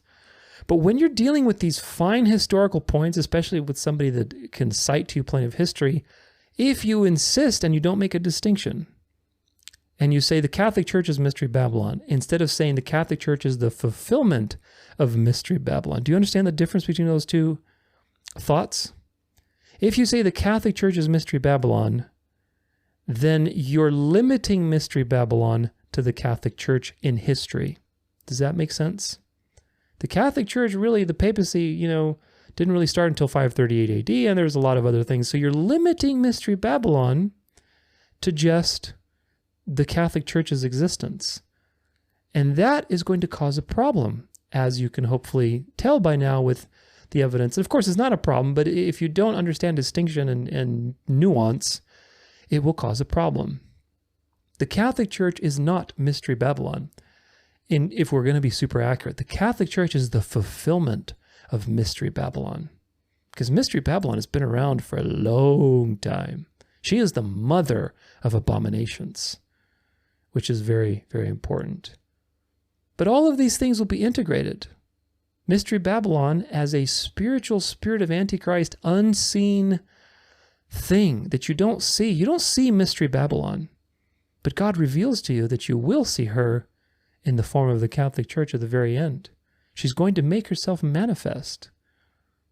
All the earth's abominations, secret societies, the occult, Gnosticism, paganism, all of the denominations, because she's also the mother of harlots. So do you see how the Bible reveals to you everything? All the religions, specifically the denominations of the Christian church, she is the mother of them, meaning that unites the pagan Mystery Babylon with the iteration of her fulfillment in the Catholic Church in the church age. So it tells you who exactly this power is, so that you have no, doubts. This power is ancient and pagan, and in the church age, she's also the mother of all of the denominations, because each denomination is an abomination. And I've talked about that in my Catholic episodes and in various places. The sin of the Catholic Church is pride, because the true church is what God decides, and God says who's in the church, and once you're in the church, you can't leave. So the true church suffers zero apostasy. The Catholic Church says, no, there's no salvation outside of me. I get to decide who's in the church. And of course, that's dependent on whether you bow down to the Pope and to their rules and Sunday keeping. So it tries to claim favor from God by saying it is the true bride, and it tries to claim ownership over what God is doing with the plan of salvation. That is the sin of the mother church. But every denomination has that sin to some degree. They always try to claim that they're special in some way, that they have the true light, they have the true doctrine, that they maybe have some special role in God's plan of salvation to deliver the truth and so on. So this is the sin of every daughter. That's why they're a harlot, and that's why they're going to be integrated back into their mother, because Mystery Babylon will be made manifest. And that manifestation is going to integrate everything. Churches, religions, the occult, secret societies, everything is going to be integrated. The invisible system that has the spirit of Antichrist that has controlled and shaped outcomes for thousands of years will be made manifest. And it's going to be made manifest through the Catholic paradigm, is what the Bible tells you. Of course, Islam was part of this because it's an abomination, meaning it was created by the same spirit. And it will be integrated, and I'll prove that to you. Mystery Babylon is an entity, and the understanding is much more expansive than just the Catholic Church. But it is embodied and fulfilled and revealed to you in the end times by the Catholic Church. This is why the Bible is still true on this issue with Islam and Mystery Babylon. Because the Bible doesn't say the Catholic Church created Islam. Do you understand? The Bible says that Mystery Babylon created Islam.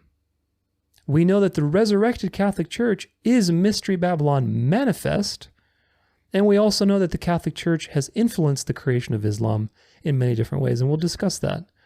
But what's the point? Well, we need more of a nuance than just saying the Catholic Church created Islam, especially with Muslims, because some of them who know their history can refute or appear to refute you. Because again, if you don't have distinction, then you are easy to refute. If you say, well, the Catholic Church created Islam, well, now you're limiting the Catholic, you're essentially limiting Mystery Babylon to just the Catholic Church's existence in time and space, which is not true. Mystery Babylon is the mystery religion, the spirit of Antichrist.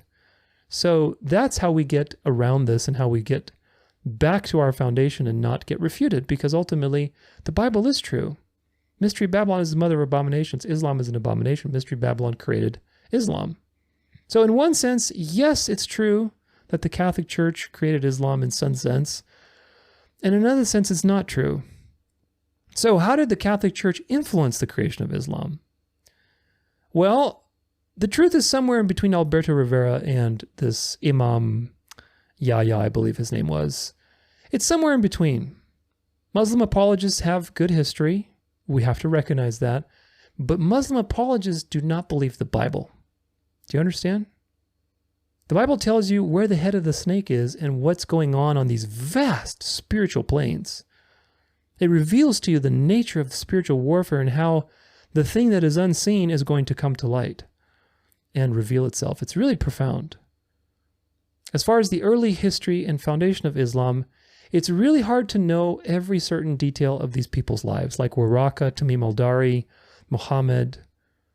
It's really hard to know. This was 1,400 years ago, folks. And ultimately, we have to recognize that regardless of the side, whether it's Alberto Rivera or even the apologists, obviously the apologists are going to be much more conservative, whereas Alberto Rivera is much more liberal in his analysis. So the truth is obviously somewhere in between. Because again, according to Revelation 17, the Catholic Church is the mother of harlots. She's the mother of abominations.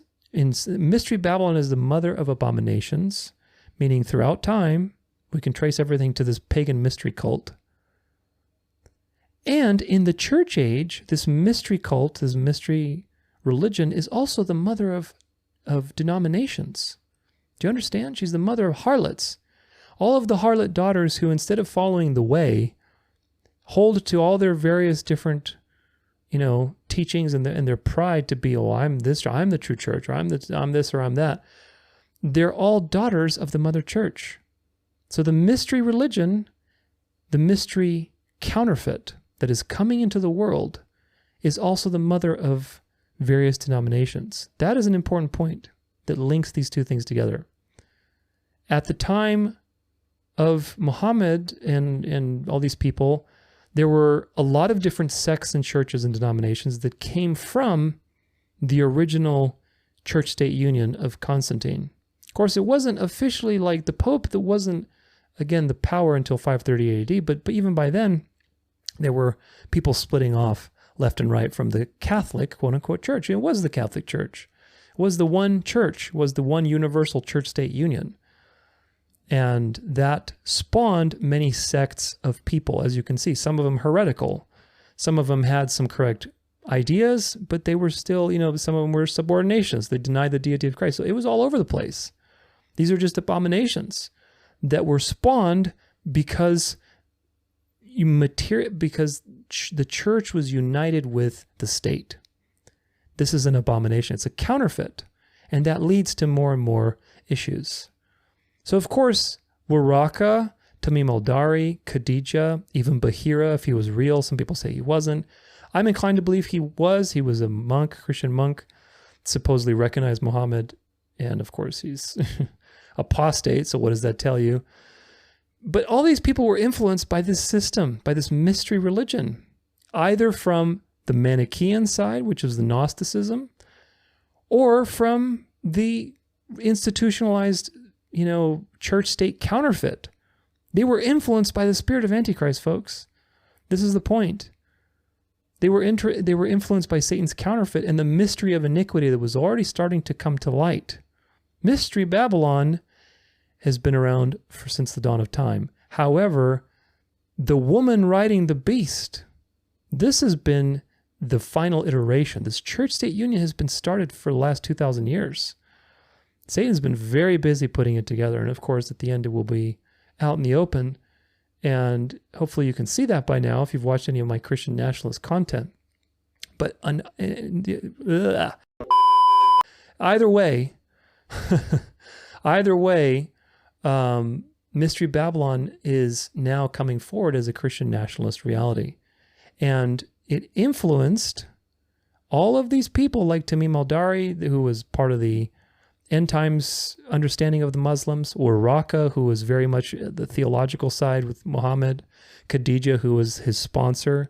These people were very influenced by this system. Now, the mother of abominations, Mystery Babylon, can mean directly or indirectly. There's many similarities between the two religions, and that alone is a red flag that this was a conspiracy, or it was at the very minimum authored by the same spirit of Antichrist. Do you understand? It's very obvious that both these religions were authored by the spirit of Antichrist. That's the baseline. How far you want to go up the conspiracy ladder and say that there was an intentional creation by the Catholic Church as a physical institution in time and space, there's room for that to grow, but nonetheless, the important part in terms of defending the Bible is that these two were created by the same spirit of Antichrist, which is the mystery religion, which is Mystery Babylon. Would there be a motive? Well, there is a motive because, again, in Daniel 8, verse 24 through 25, the Bible says, "His power shall be great, but not by his own power. He shall cause fearful destruction and shall succeed in what he does and destroy mighty men and the people who are the saints." This is the little horn, i.e. the papal power.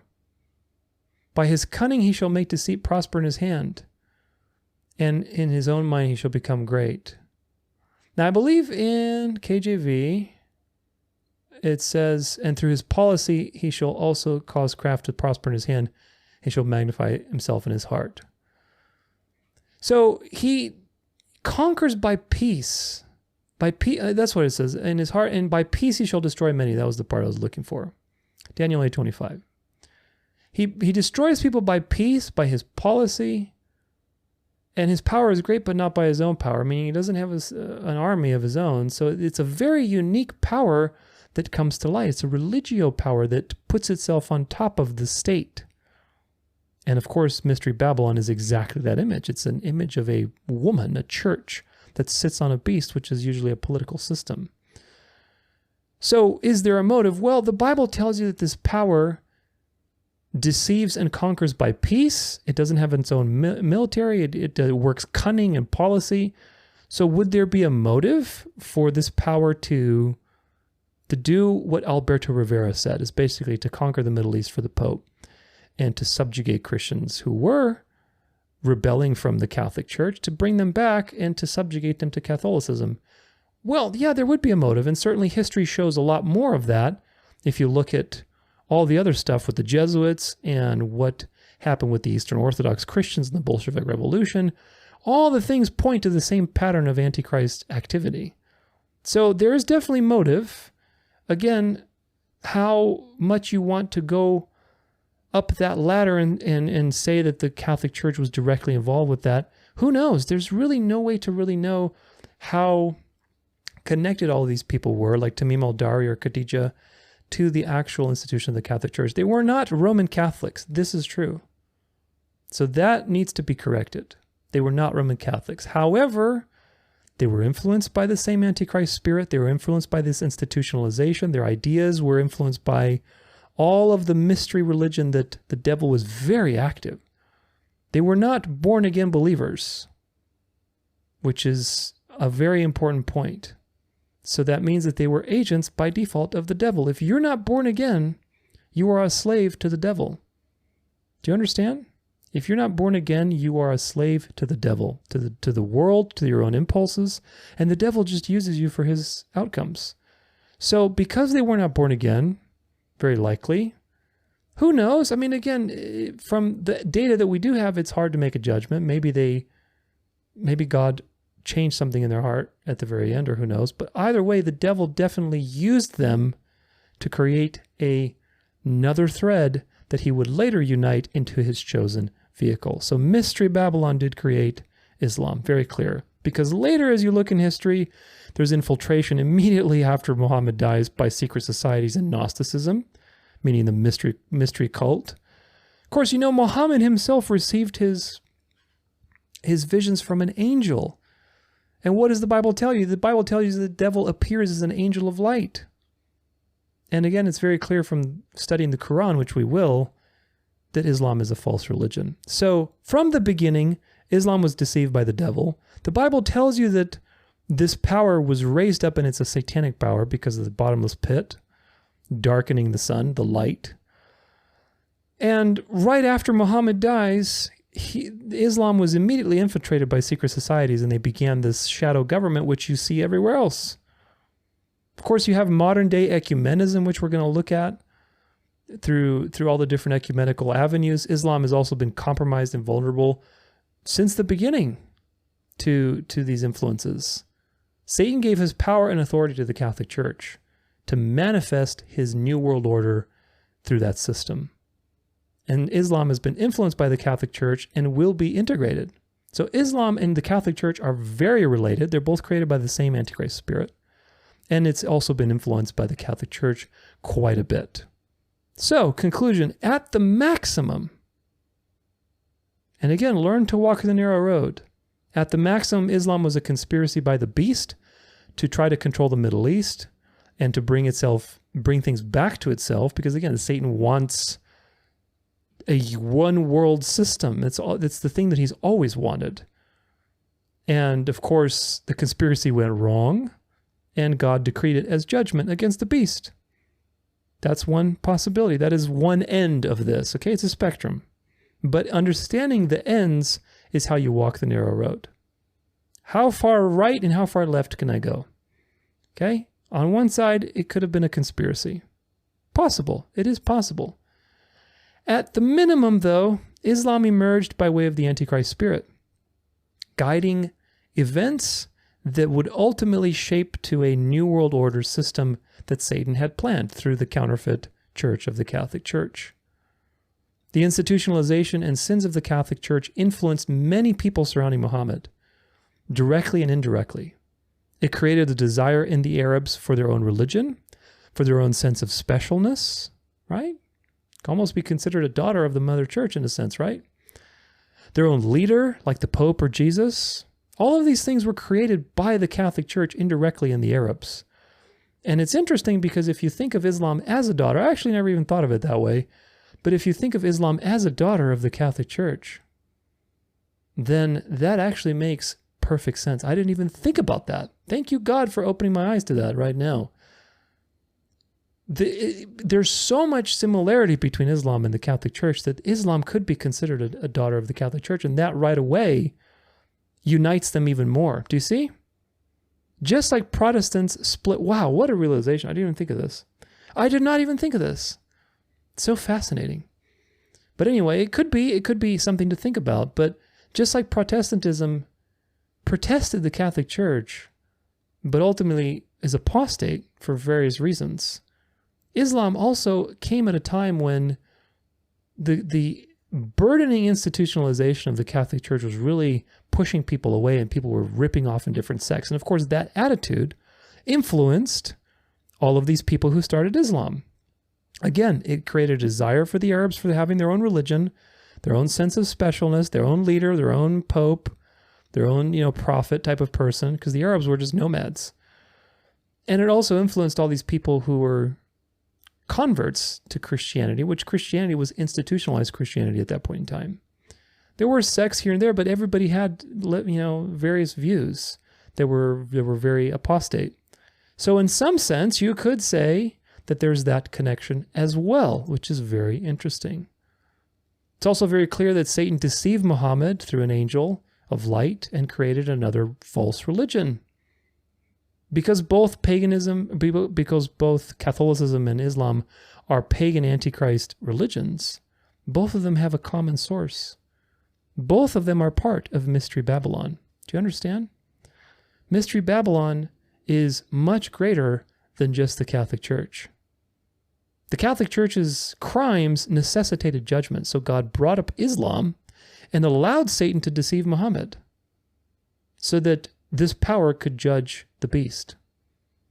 But now, a very important point is that the Catholic Church is the chosen vehicle for Mystery Babylon to manifest in the world. I've said that before. The devil appears as an angel of light. The Catholic Church is the false light. Do you understand? Kind of like the cover of this video. dark to light, embracing each other. Islam is the dark that was going to be integrated into the false light of Catholicism. The angel appears as a devil of light. That's how he wants to be worshipped, as a counterfeit of the light of Christ, of course, because he can't compete, so he has to try to be kind of like Christ. That's why discernment is not telling between dark and light, and why all these people getting so excited that the deep state's being exposed. Guys, everything that's obvious to you, you should have a Fennec Fox moment, because it's not exposing the dark that gives you discernment. It's exposing the false light, telling the difference between light and false light. Do you understand? That is discernment, because the end is false light. It's not dark.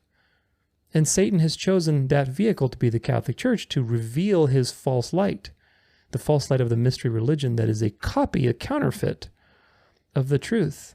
So Islam is going to be integrated because it is the dark component, just like communism is dark, into light. So either way, Mystery Babylon is the spirit of Antichrist, who is the mother of abominations. Whether Alberto Rivera is right, or whether this is more of an indirect influence, like we just covered, various possibilities with the socio-political things that were happening because of the Catholic Church, the Bible tells you the truth. The Bible doesn't say the Catholic Church created Islam. The Bible says Mystery Babylon created all of the abominations. So we have to identify who Mystery Babylon is. Well, again, on the surface, most of the time we use it and say, well, we see this is the Catholic Church. Well, yeah, that's true, but Mystery Babylon is greater than that. It is fulfilled in the Catholic Church. So now when we're going back in time and looking at these various abominations, and you're looking at Islam, which is very early in the history of the church, you have to be more nuanced. Mystery Babylon will manifest in the resurrected Catholic Church. And the Catholic Church 100% indirectly influenced the rise of Islam because of its existence. If Catholic Church did not exist, there would be no need to raise up Islam as a power to judge it, and there would certainly be no influence from all of the institutionalization on the Arab world to desire their own thing, that Satan could then use through his mystery Antichrist spirit to raise up a false prophet and to basically deceive people. Do you understand? At the very minimum, the Catholic Church, Islam owes its existence to the Catholic Church. It really does, because the Catholic Church indirectly influenced all these things. And the spirit that created the Catholic Church is also the spirit that created Islam, which is what the Bible tells you, Mystery Babylon. Of course, now, which is something I never thought of, you can also consider Islam as a daughter, as one of the first harlot daughters of the Catholic Church, a very interesting daughter. Very, very interesting. So interesting, because again, they hold to, like Jesus, Mary, all these things, but they have their own religion. They're Unitarians, if you think about it. Islam is Unitarian. They hold Jesus as a prophet and Allah as one God, just like Unitarians. They have their own thing with Mary. It's really like one of the first daughters of the harlot, of the mother of harlots. So that's another way that connects them. So either way, the Bible is right, and it's true. So it's important to get your facts straight, that you don't get discredited, and it's important to use nuance and categories, because the Bible is right about Islam and Mystery Babylon. It just requires a lot of sensitivity. So hopefully that's been edifying. But now, what matters more than all of this, now that we have a nuance, now that you see the connection between Mystery Babylon, the Catholic Church, and Islam, what matters more than any of that is that Islam is going to be converted. It really will, and I can prove it to you. Let's take a look at some headlines. This is from, here it is, Lumen Gentium. This is Vatican II, November 21st, 1964, Pope Paul VI.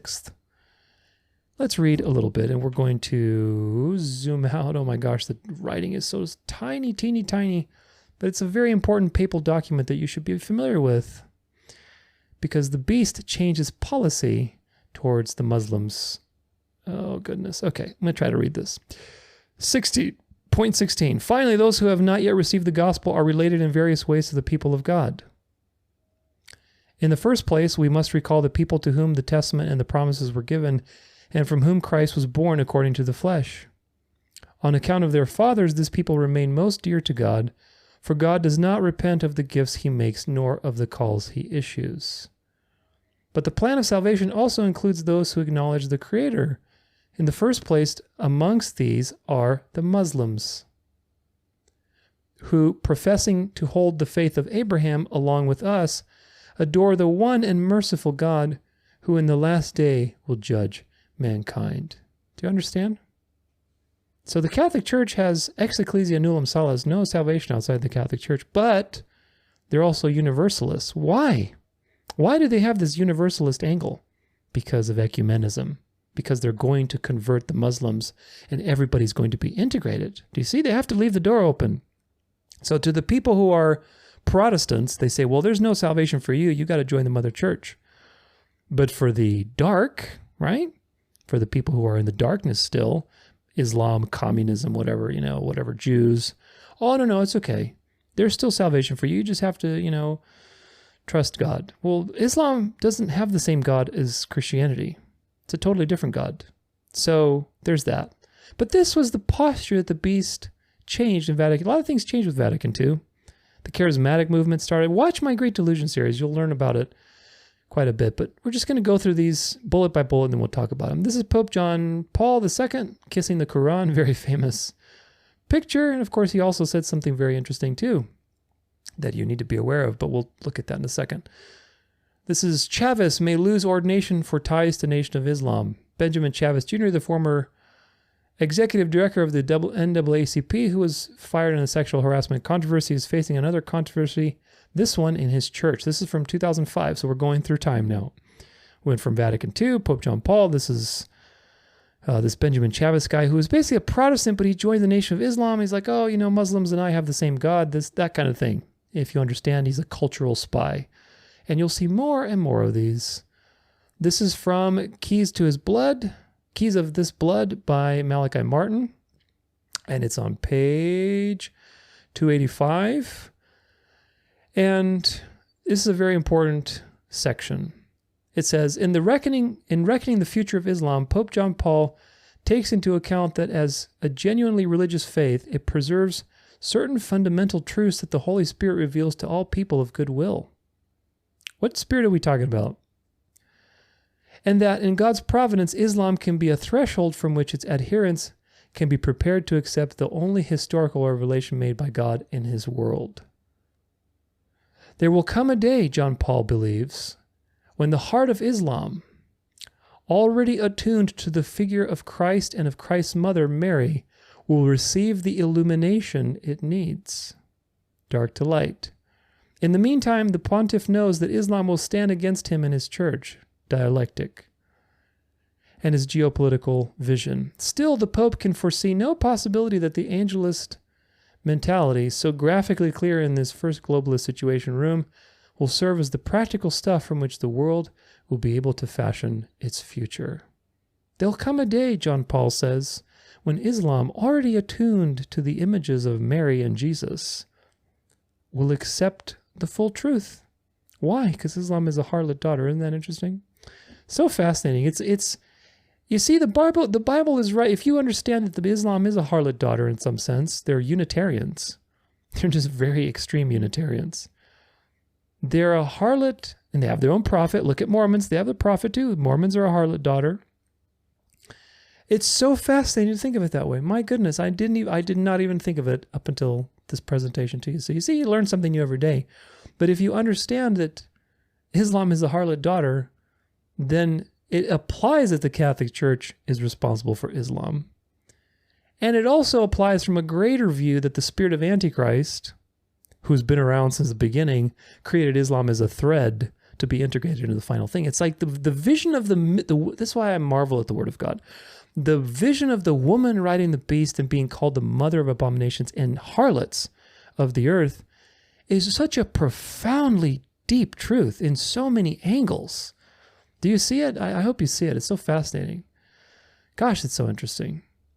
Sharper Iron. This is from, when is it from? 2012. Rick Warren, Christians and Muslims worship the same God. Of course, I've covered him quite a bit. But Rick Warren is all about the Muslim ecumenism. This is another heretic. Megachurch pastor Joel Osteen says Muslims attend his church and that his books sell a lot in Muslim countries. In my episode 21 of my End Time series, I cover how it's profound. These people take Joel Osteen's writings and they say, oh, when he says Jesus, just put Muhammad there and it sounds great. Like to them, it's fine. Why? Because it's the same spirit of Antichrist guiding both of them. And in this case, it's Antichrist in place of Christ. Very interesting. That's from 2015. So we're going through history. This is from 2019. Billy Graham on whether the Jews and Muslims are saved because they believe in the God of Abraham. Of course, Billy Graham was a 33rd degree Freemason or 32nd, who knows. He's in the club. He had all kinds of great things to say about the Pope. And, we all worship the same God. What does he say here? Let's see. Whether they come from the Muslim world, or the Buddhist world, or the Christian world, or the non-believing world, they are members of the body of Christ because they've been called by God. Does that sound to you like the Bible or what we read in the Vatican II? What's that bull called? Deus Luminum or whatever. The thing I read to you at the beginning. Where, as long as they call on God, they're saved. Universalism. Of course, it's not universalism. It's really because universalism is not true, but they're using a false gospel to use it as an ecumenical point to bring them in. This is from Protestant Billy Graham. I think we are closer to Islam than we really think we are. Protestant Robert Schuller, another heretic. Seldom have I felt an immediate kinship of spirit and an agreement of faith and philosophy like I have with the Grand Mufti of Muslim faith. This is a quote that's in an interview with Robert Schuller. I forget when. It's like 2007 or something with Larry King or one of these programs. I documented my episode. But both these people, they're Protestants, and they say, I've seldom felt an immediate kinship of spirit. What spirit are we talking about? Are we talking about Holy Spirit? Definitely not. Holy is set apart. It's the counterfeit spirit that is guiding all of these things to manifest Mystery Babylon, the mystery religion of the ages, into the world. Pope and Grand Imam call for peace at the UN Security Council. Of course, this was the famous picture that I put on the cover of this thing. Pope and Imam, this was from, 2023, very recent. So again, you see the history. Vatican II, shift the position. Then you start seeing all these little ecumenical seductions that happen one after the other. Here's another one. Speaking of seduction, Pope congratulates Zayed Award winners, praises human fraternity. I've covered this one. There are these various awards that the papal institution is giving to these Muslims and giving them papal knighthood. Can you imagine 500 years ago, a Muslim being knighted by the Pope? Isn't that fascinating? But now it's like a common thing. And now it's human fraternity and we have all these prizes and seductions, and we're all part of the same religion. Pope Francis heads Hail Mary. This was such an evil thing. Pope Francis leads Hail Mary for victims of earthquakes in Turkey and Syria. Such a wicked... If this doesn't show you that this is the man of sin, maximizing sin wherever he goes, then I don't know what does. So if you remember, this is in last year, as of the time of this video, February 2023, Pope Francis concluded his public audience on Wednesday with a prayer for the intercession of the Virgin Mary for the thousands of victims of a deadly earthquake in Turkey and Syria. Let's pray together so that these brothers and sisters can move forward from this tragedy. And we pray that Our Lady will protect them, the Pope said in his Vatican Paul's 6th audience hall, February 8th, which, by the way, is a giant snake, and he's speaking right from the mouth of the snake. And what is he telling you? He's telling you Antichrist things. These people suffered greatly. It was a huge earthquake. And what is the Pope doing with that opportunity of suffering? With that darkness, what is he doing? He's giving you the false light. Do you see the spirit of Antichrist? Using suffering to introduce the counterfeit. Instead of presenting the gospel, which of course he'll never do, he would probably burn alive on the spot if he did that, but he will never do that. He presents to you the counterfeit. He says, let's pray that Mary protect them. So there's actually two very Antichrist things about this. Number one, he's playing off of the Muslims' high regard for Mary. and seducing them with idolatry. Like, here, pray to Mary. This is who is going to save you. And of course, the other side is just distracting you from Jesus, which is just openly against Christ. You're putting another mediator when people need a true mediator and an intercessor and relief and solutions for all the pain that they're suffering in this life. You give them a false mediator that can't do anything. And you're using it as a point for ecumenism, which is just so evil. It is so evil, man. I mean, it's just beyond comprehension how evil it is. Jesus and the Virgin Mary in Islam. This is from Islam Online. A messenger is a prophet who is given revelation from God. The Torah was revealed to Moses. The gospel was revealed to Jesus. Many people may be surprised that Muslims love Mary, the mother of Jesus. In the Quran, no woman is given more attention than Mary. That's right. She has her own chapter in there, which we're going to look at. But in the Quran, Mary is very highly esteemed, which will be an ecumenical point. This is Our Lady of Lebanon, which I told you. Shrine of Our Lady of Lebanon, and it's got this spiral staircase, which of course, again, if you know the occult, the woman, the female, the divine feminine, that's Lucifer. Spiral staircase. I mean, these people have no clue because, you know, they have their own version of idolatry. It's a harlot daughter of the beast. This is from greenfaith.org. This is a interfaith thing. The most vulnerable among us who have done nothing to create the climate crisis, the planet is suffering. Governments, extractive industries, and financial institutions continue to destroy the fabric of life. Around the globe, local green faith members and circles are rising together to end the era of extraction and exploitation and to create bold transformation. Because the earth and all peoples are sacred. Paganism, anybody? And at risk, green faith is building a worldwide multi-faith climate and environmental movement.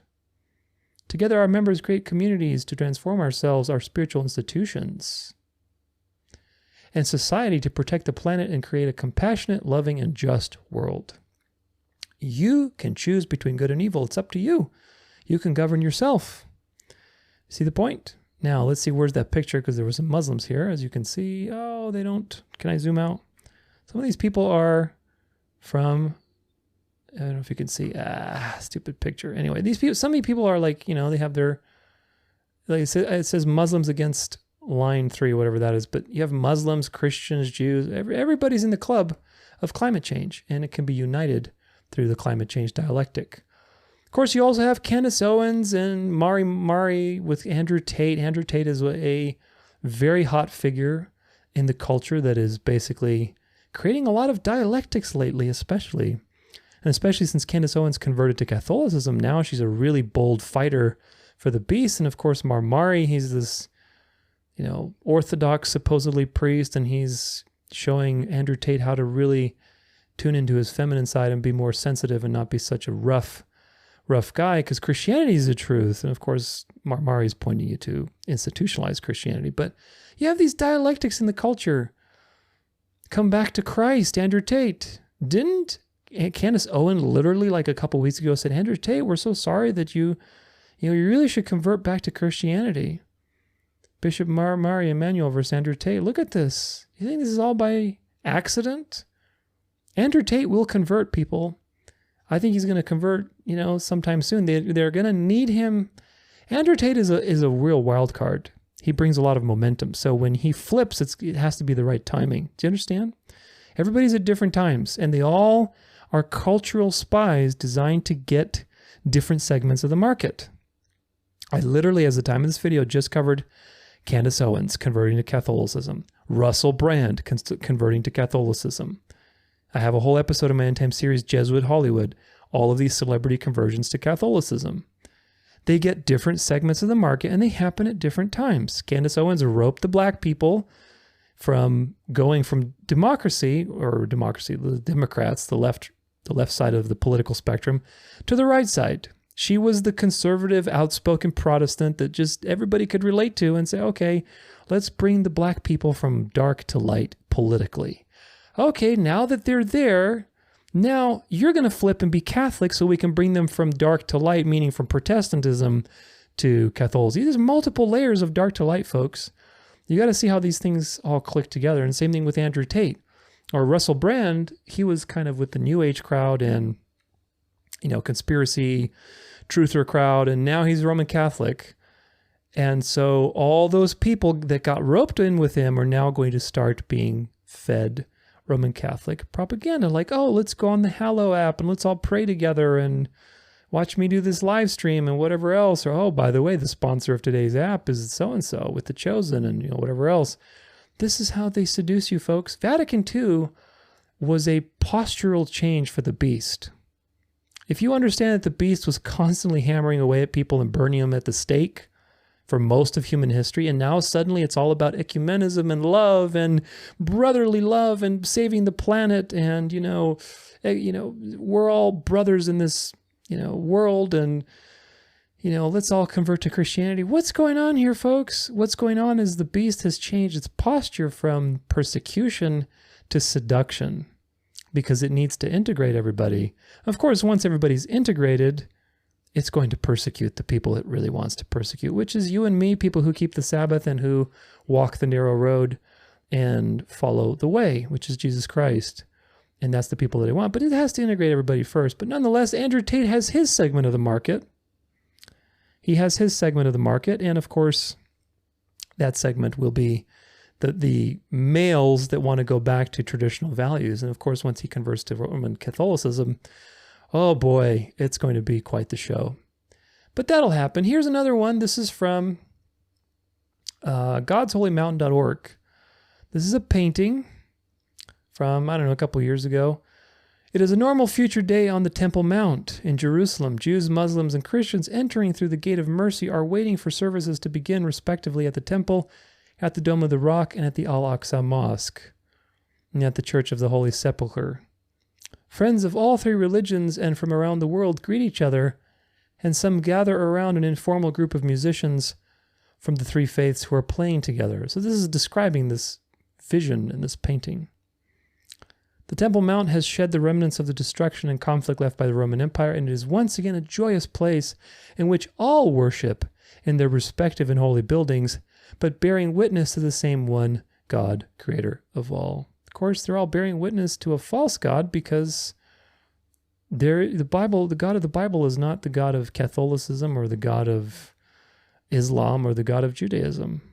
So, but this picture is saying, look, this is the future. We want a peace. When they say peace and safety, sudden destruction will come upon them. Of course, they're going to use the Third Temple dialectic to bring about that false peace. Even though Abraham, what is it called? The Abrahamic family house. I forgot to cover that. That was in 2022. They opened up with they had like three religions: Christianity, Islam, and Judaism, all in one little spot.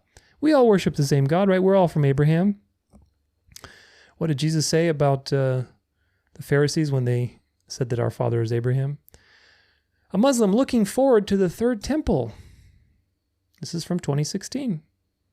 The following is a press release from Turkish religious figure Adnan Oktar Pictured Center, who recently hosted a number of Israeli Jewish officials during Ramadan and very interestingly expressed his anticipation for the restoration of the Temple of Jerusalem. Isn't that interesting? This is like a couple years ago. They spoke about Moshiach, chief rabbi of Iran. Other religious figures meet with leader of Iran. February 2023, last year. So they're all in the same club. Look at this.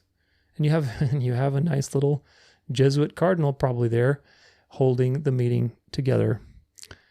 This is from organizer.org. More Muslims convert to Christianity than ever before. July 14th, 2021. Muslims have come to faith in Jesus Christ over the last 30 years, and specifically over the last 7 to 10 years, than at any other time in human history. Do you understand? Wrote Joel Rosenberg in 2008, and the pace has intensified since then. Since 2008, it has intensified. Of course it has, because it has to fulfill what the Bible tells you, that the world will marvel after the beast. This is from 2022. Why are thousands of Muslims converting to Christ? Let's see, did I highlight something here? I didn't. But anyway, why are thousands of Muslims converting to Christ? Well, because the Bible tells you that the world will marvel after the beast. Now, who knows if I'm not saying all of these are false converts. I'm just saying that this is going to happen. This new thing, this Christian nationalist system will take over the world. And, the elect will be awakened to it, but most people will be false converts. This is from Quora. Are Muslims converting to Christianity even more now? It's from 2 years ago. Yes, even since we found out Muhammad was a false prophet and we were worshiping to, let's see, what does it say here? People do not format their websites, man. It's so annoying. Ever since we found out, this is a Muslim who wrote this response. Ever since we found out Muhammad was a false prophet and we were worshiping an incorrect version of God, we have been leaving in mass exodus. Pray for those who cannot leave the faith due to apostasy and death penalty, though. That's why people are emigrating in mass numbers to Christian lands, which is true. People are finding the truth because of the internet and YouTube, and you'll see today, I'm going to expose the Quran so you have plenty of evidence so you can see what everybody's finding out, that Muhammad was a false prophet, that this is a false religion, and so they are converting. Unfortunately, what is there waiting? There's the dark that's being revealed. Muhammad was a false prophet. Islam is a fake religion. It's satanic in origin. Allah is a pagan god. Okay, that's the dark. Who is the light waiting with their hands wide open? It's Mr. Babylon. The charismatic movement, the NAR movement, the Christian nationalism movement, apostate Protestants. All these people are waiting with their arms wide open. And these Muslims are converting, and then the beast is shepherding everybody in anyway. So it's okay. It doesn't matter if you became Baptist as a Muslim. Baptists are going to get integrated into the new thing because they worship on Sunday and their eschatology is often dispensationalist. Do you understand? You're going from out of the pot and into the kettle, or whatever, out of the frying pan into the fryer. Same thing. Does it make sense? So this is the problem. Now, again, of course, there are elect and God will wake them up to the truth and shepherd them out of this system. But the majority are just going from dark to false light, which is just sad. But this is what's happening, folks. One more here. This is boom in Muslim conversions to Christianity in France. How is the church responding? This is 2024. So there's a boom in conversions to Christianity. And of course, this is the Catholic Church because it's the Catholic News Agency which is reporting this to you. So, my goodness. Watch my Great Delusion series. There's a lot in there on the section in Islam where we talk about the various strategies that the beast is using to integrate Islam into itself. It's using ecumenism, people like the Pope, kissing the Quran, secret double agents like Rick Warren, Billy Graham, Joel Osteen, all these agents religiously to do ecumenism. Abrahamic Family House, it's just constant assaults. Then you have cultural spies like Andrew Tate or that Protestant, what's his name? Benjamin Chavis, back in the 90s, early 2000s, who was a Protestant. He joined the Nation of Islam, said that, we have the same God. These types of cultural espionage is what is designed to get people into these dialectics. Andrew Tate right now is all in a bunch of dialectics. And it gets media attention and people love controversy, and so they get hooked in. And eventually, once they're hooked in enough, the person flips and he brings them with him. They're Judas goats. If you know what a Judas goat is, it's a goat that's basically designed to fool the other goats into getting in the slaughterhouse. And then the goat gets rewarded for it. So they're Judas goats, which is a very appropriate name because they're goats and they're Judas goats. Does that make sense? They're not sheep. And also you have the conflict in the Middle East with the Third Temple, which I talk about again because they're using that to either to some supernatural outcome where there's going to be maybe a vision of Mary or Jesus or something like this. Maybe they counterfeit the Battle of Armageddon and have Lucifer appear as Christ. I don't know. I really don't. But it might lead to that or some sort of peace deal like you saw in that painting with the vision of the three places and everybody. Of course, everything's going to be integrated in the Catholic Church, but temporarily maybe there'll be peace, which will create the foundation for a charismatic infiltration of Islam and of Judaism, which is very, very possible. That's what I lean towards. That this dialectic with the Middle East will lead to peace, and that there will be a charismatic revival in the Middle East. Because the charismatic thing is, again, it's Mystery Babylon. In my Great Delusion series, I trace the history of the charismatic movement back to paganism, Kundalini. It's the same spirit, because it has to reveal itself. Compare Kundalini and these charismatic people, and you see the same spirit. So this spirit is now being used to unify everybody under this mystery religion. So there's nothing new under the sun, and that means that the Muslims and Jews will be exposed to it. Guaranteed. Institutionalizing religion is also a basis between both of them. You know, we saw all the comparisons between the two. Mary is a spiritual foundation. Secret societies are in full control. So look, Islam is on a trajectory, folks. The Bible tells you what that trajectory is, so you can either accept it or deny it, because history proves that trajectory. History proves the Bible is true. Current events prove the Bible is true. After Vatican II, the beast changed its tactics with everybody to more seductions. And since then, it's been seducing the Muslims specifically with all kinds of things. The Pope, the Protestant spies that I mentioned, various awards and knighthoods and honors to the Muslims, increasing dialogue. Dialogue is the Pope's favorite word.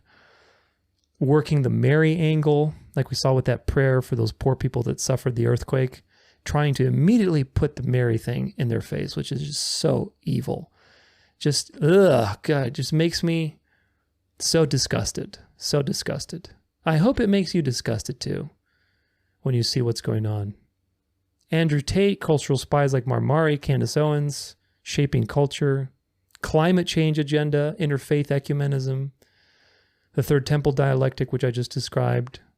And Muslims are already converting en masse. You have the modernization of the world with the internet and information. What does Daniel 12 say? Many will run to and fro, and knowledge will increase. Well, it's happening. Knowledge will increase. And part of that process is the Muslims are realizing that, boy, we have a false prophet. This is a false religion. And so they're exiting Islam in droves, especially in the last 20 years. And of course, the Quran refuting itself, which we'll document in the next section. So what is the end goal? Well, the end goal is that the Muslims, once they're converted, will be a fanatic army for the papacy against Sabbath-keeping Christians. It'll be an army for the Pope, just like they wanted in the beginning. Now, whether that was absolutely true or not, what Alberto Rivera told you in his testimony, who knows? But either way, the Pope is going to get his army of Muslims who are so fanatical, and they have that culture, generations of authoritarian, patristic, subordinationist culture that is hardcore conservative, hardcore authoritarian, and dictatorial. You have enormous amount of history. Once the beast subsumes Islam, and all these people switch all that fanaticism to Sunday worship and obeying the Pope and the papal authority, guess what's going to happen to you and me, the people who say that, well, no, Saturday is the Sabbath because it's the seventh day, it's not the first day. Well, now you're going to have an army of fanatical Muslims that have been converted, like Andrew Tate, who are going to be pointing all of that vitriol and hate and toxicity not at the liberals, not at other parties because they've all been integrated, but at you, because you're the last thread. And of course, you're not a thread of the Antichrist, you're God's thread, and that's a real problem for the beast, and so that needs to persecute you. So the Muslims out there that are still here watching this, realize that the future isn't Muslim. The future is Catholic. Learn the truth so that you are not part of the Great Delusion that is coming, and it's already been in the world for some time, and of course it's going to become manifest very soon. Watch my End Time series, especially the episode number 21 on Islam, and watch the next part of this message. This final part, we're going to look at the Quran and how it refutes itself, because it's a false book, and Muhammad is a false prophet. He received his revelation from an angel, and the Bible tells you to not listen to any revelations from angels that are contrary to the gospel. So, according to the Bible, the Quran is a false book and Muhammad is a false prophet. And the Quran tells me as a Christian, as you will see, to judge by the Bible. Also, learn why Jesus Christ is the only way to be saved and have eternal life. Islam promises you paradise through your good works, but you cannot appease a perfect judge of the universe with your good works. You have to pay for your crimes, and we all have crimes. You cannot promise to do good things, or you can't offer good things to a judge who needs to punish you for your misdeeds. The only thing you can offer is payment. And according to God, the payment for sin is death. So you have two options. Either you accept the payment that Jesus provided on your behalf, or you say, okay, I volunteer as tribute, right? You can either pay or Jesus can pay. I hope that you will realize the truth and you will accept Jesus' payment on your behalf. So, little quick break for me for the final part on how Quran refutes itself.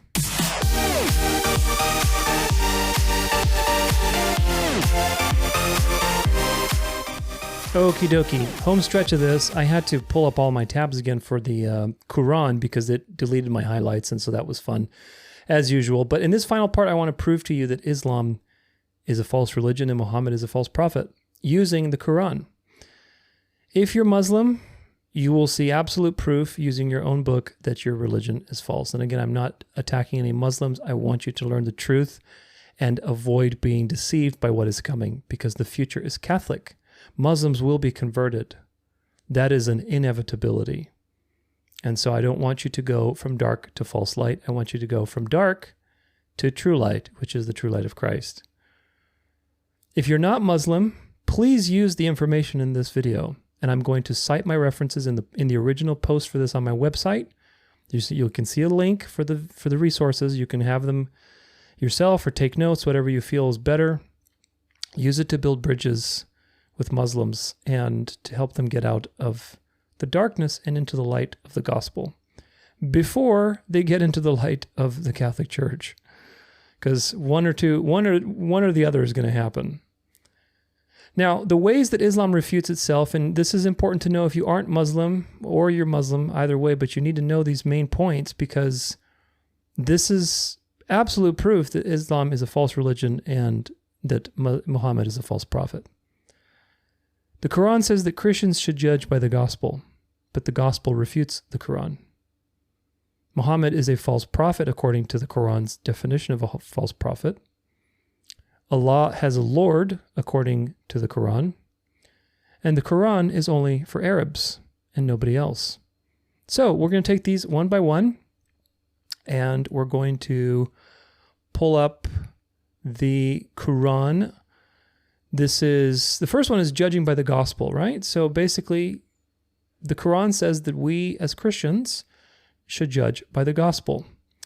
So if I can just get this over here, this is Surah 5 verses 43. But why do they come to you for judgment when they already have the Torah containing Allah's judgment?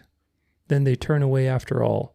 They are not true believers. So the Torah is affirmed in Surah 5 verse 43.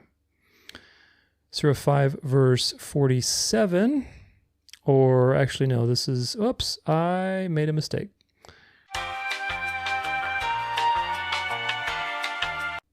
Okay, here we go.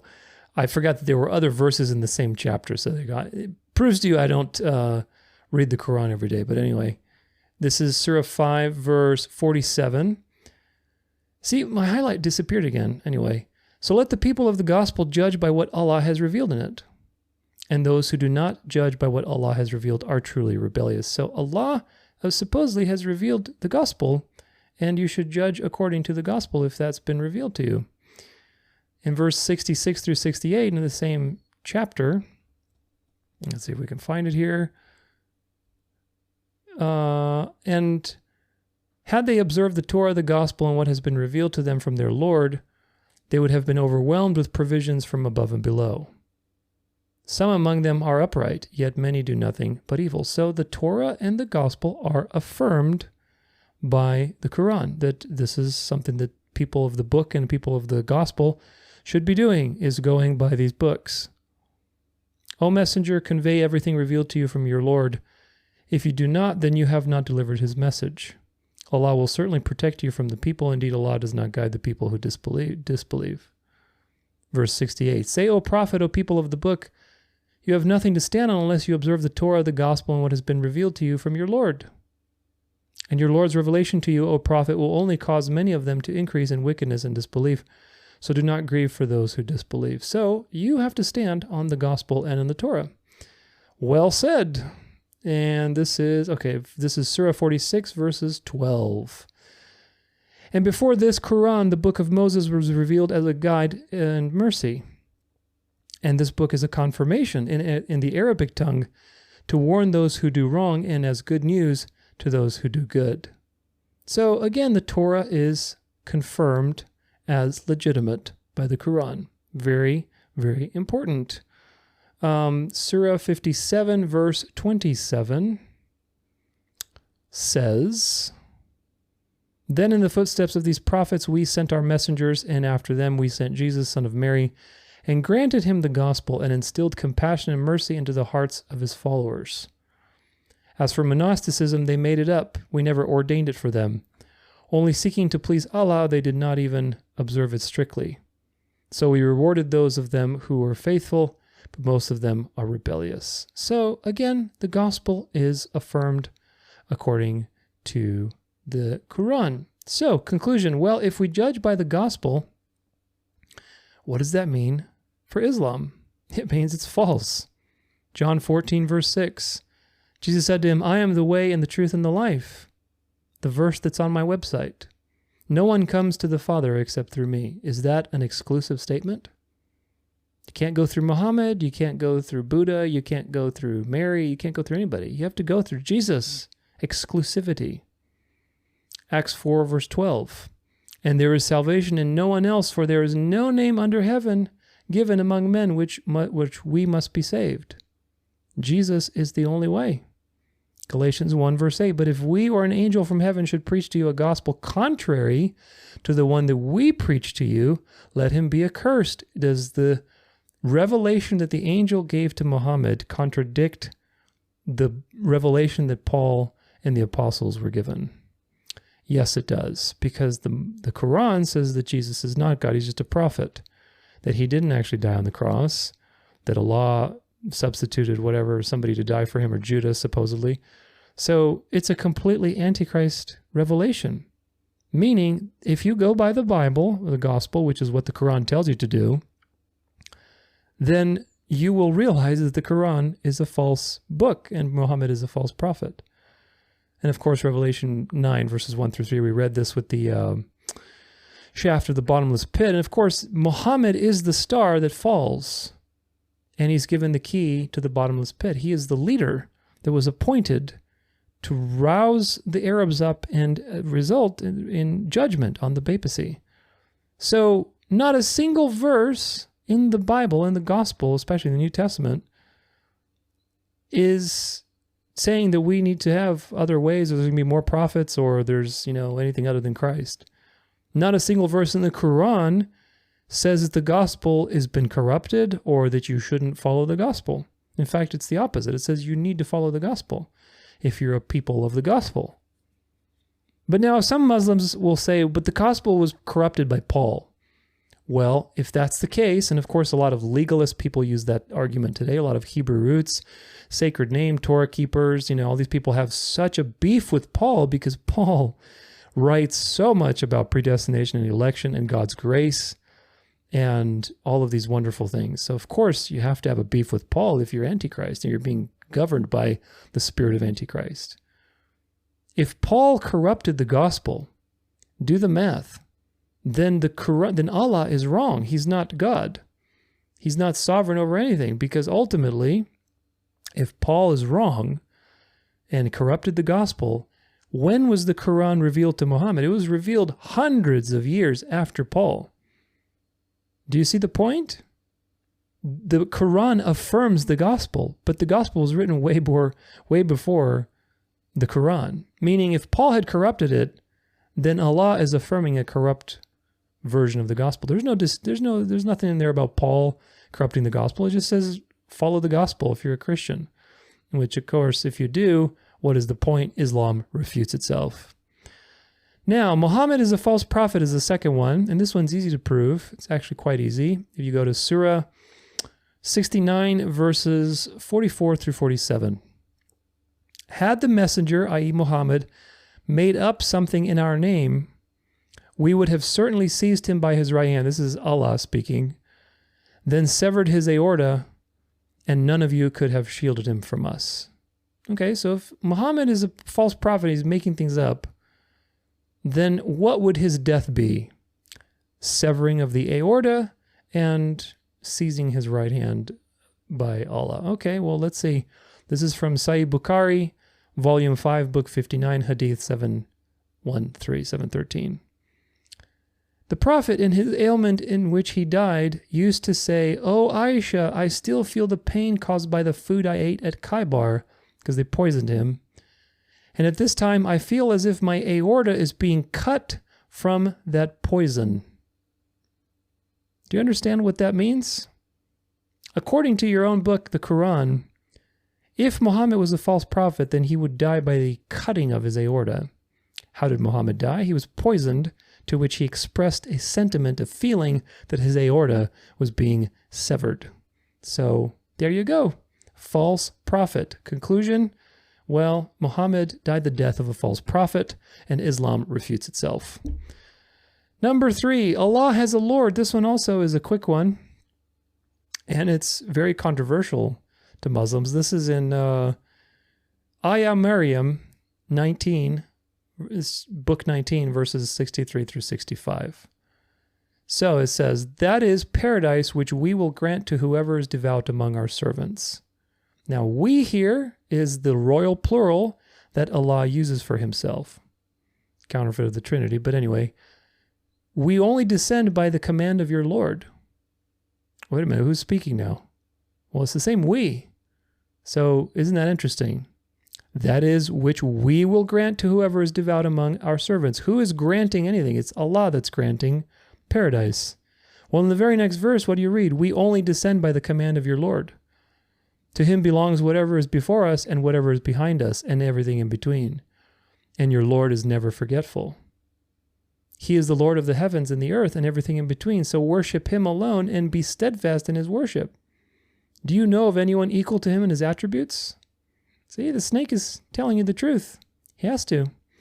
So now Muslims, I'm surprised they have the translation the way they do in here, because in other places, this is another translation in English, Muslims do something very clever.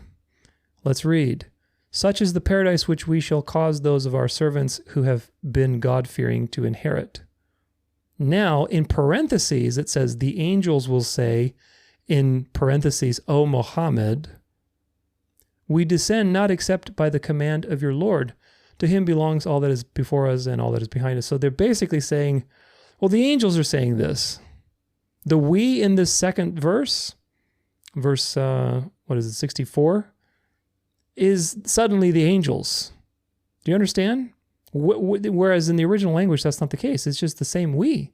"Such is the paradise that we shall cause our servants who have been God-fearing to inherit." We, the speaker is Allah. The next verse, the angels say, "O Muhammad," this is not in the original language. This is just written in to kind of try to make sense of it. Because the same speaker is saying, "We descend not only except by the command of your Lord." If you know the Bible, like the book of Job, what happened with the book of Job? Go ahead, Satan. Do your worst and test Job for me, and I'll prove that he's faithful. So Satan does everything. He doesn't do anything without God approving it or allowing it. Not approving it like morally, I mean like, giving Satan the authority to do so is what I mean. Obviously, God doesn't approve of any evil, but what I mean is that Satan is on a leash, and that's very clear from looking at the Bible and history. So ultimately, when you read this in the Quran, which you know is being authored by the spirit of Antichrist, and it's saying, We descend not except by the command of your Lord. To him belongs all that is before us and is behind us. And he's basically the Lord of heavens and earth. Well, maybe the snake is kind of giving you a little truth there, which is very interesting. But of course, Muslims find very clever ways to apologize for that. But the reality is that the speaker is the same we in these two verses. There is no justification for saying, well, the angels are saying, or Gabriel is saying it, or whatever. That's made up. It's a made up thing. The spirit of Antichrist is speaking through this book, and it admits that it has a Lord that ultimately it bows down to. Of course, if you know, again, the God of the Bible, and you know how Satan interacts with God, Satan obeys God. He can't not obey God. When the demons were being exorcised by Jesus, they okay, our time is up. What do you want us to do? Okay, go in those herd of pigs. Get out of here. They do what God says them to do. And of course, Satan is serving God's purposes. Through all of the things that he does, God will be glorified in many ways. And if you don't see the connection between evil and how it glorifies God in the end, then you have to study more on the sovereignty of God. Satan testing the elect reveals God's power over salvation, because only through the miraculous work of the Holy Spirit will you be able to snap out of the Great Delusion.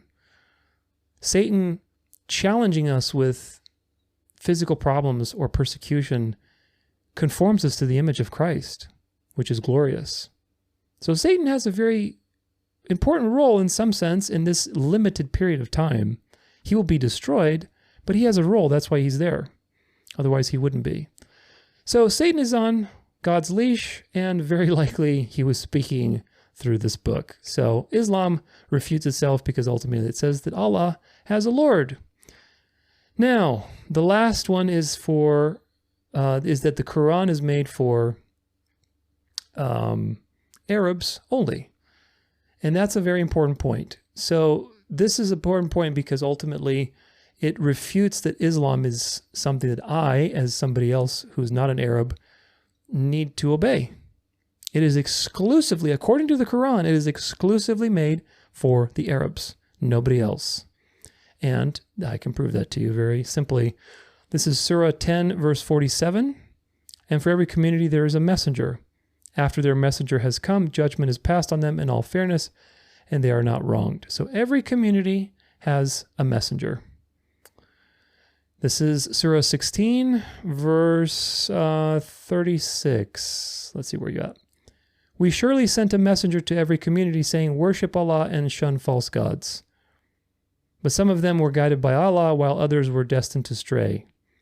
So travel throughout the land and see the fate of the deniers. So Allah supposedly sent a messenger to every community to get them on the right track.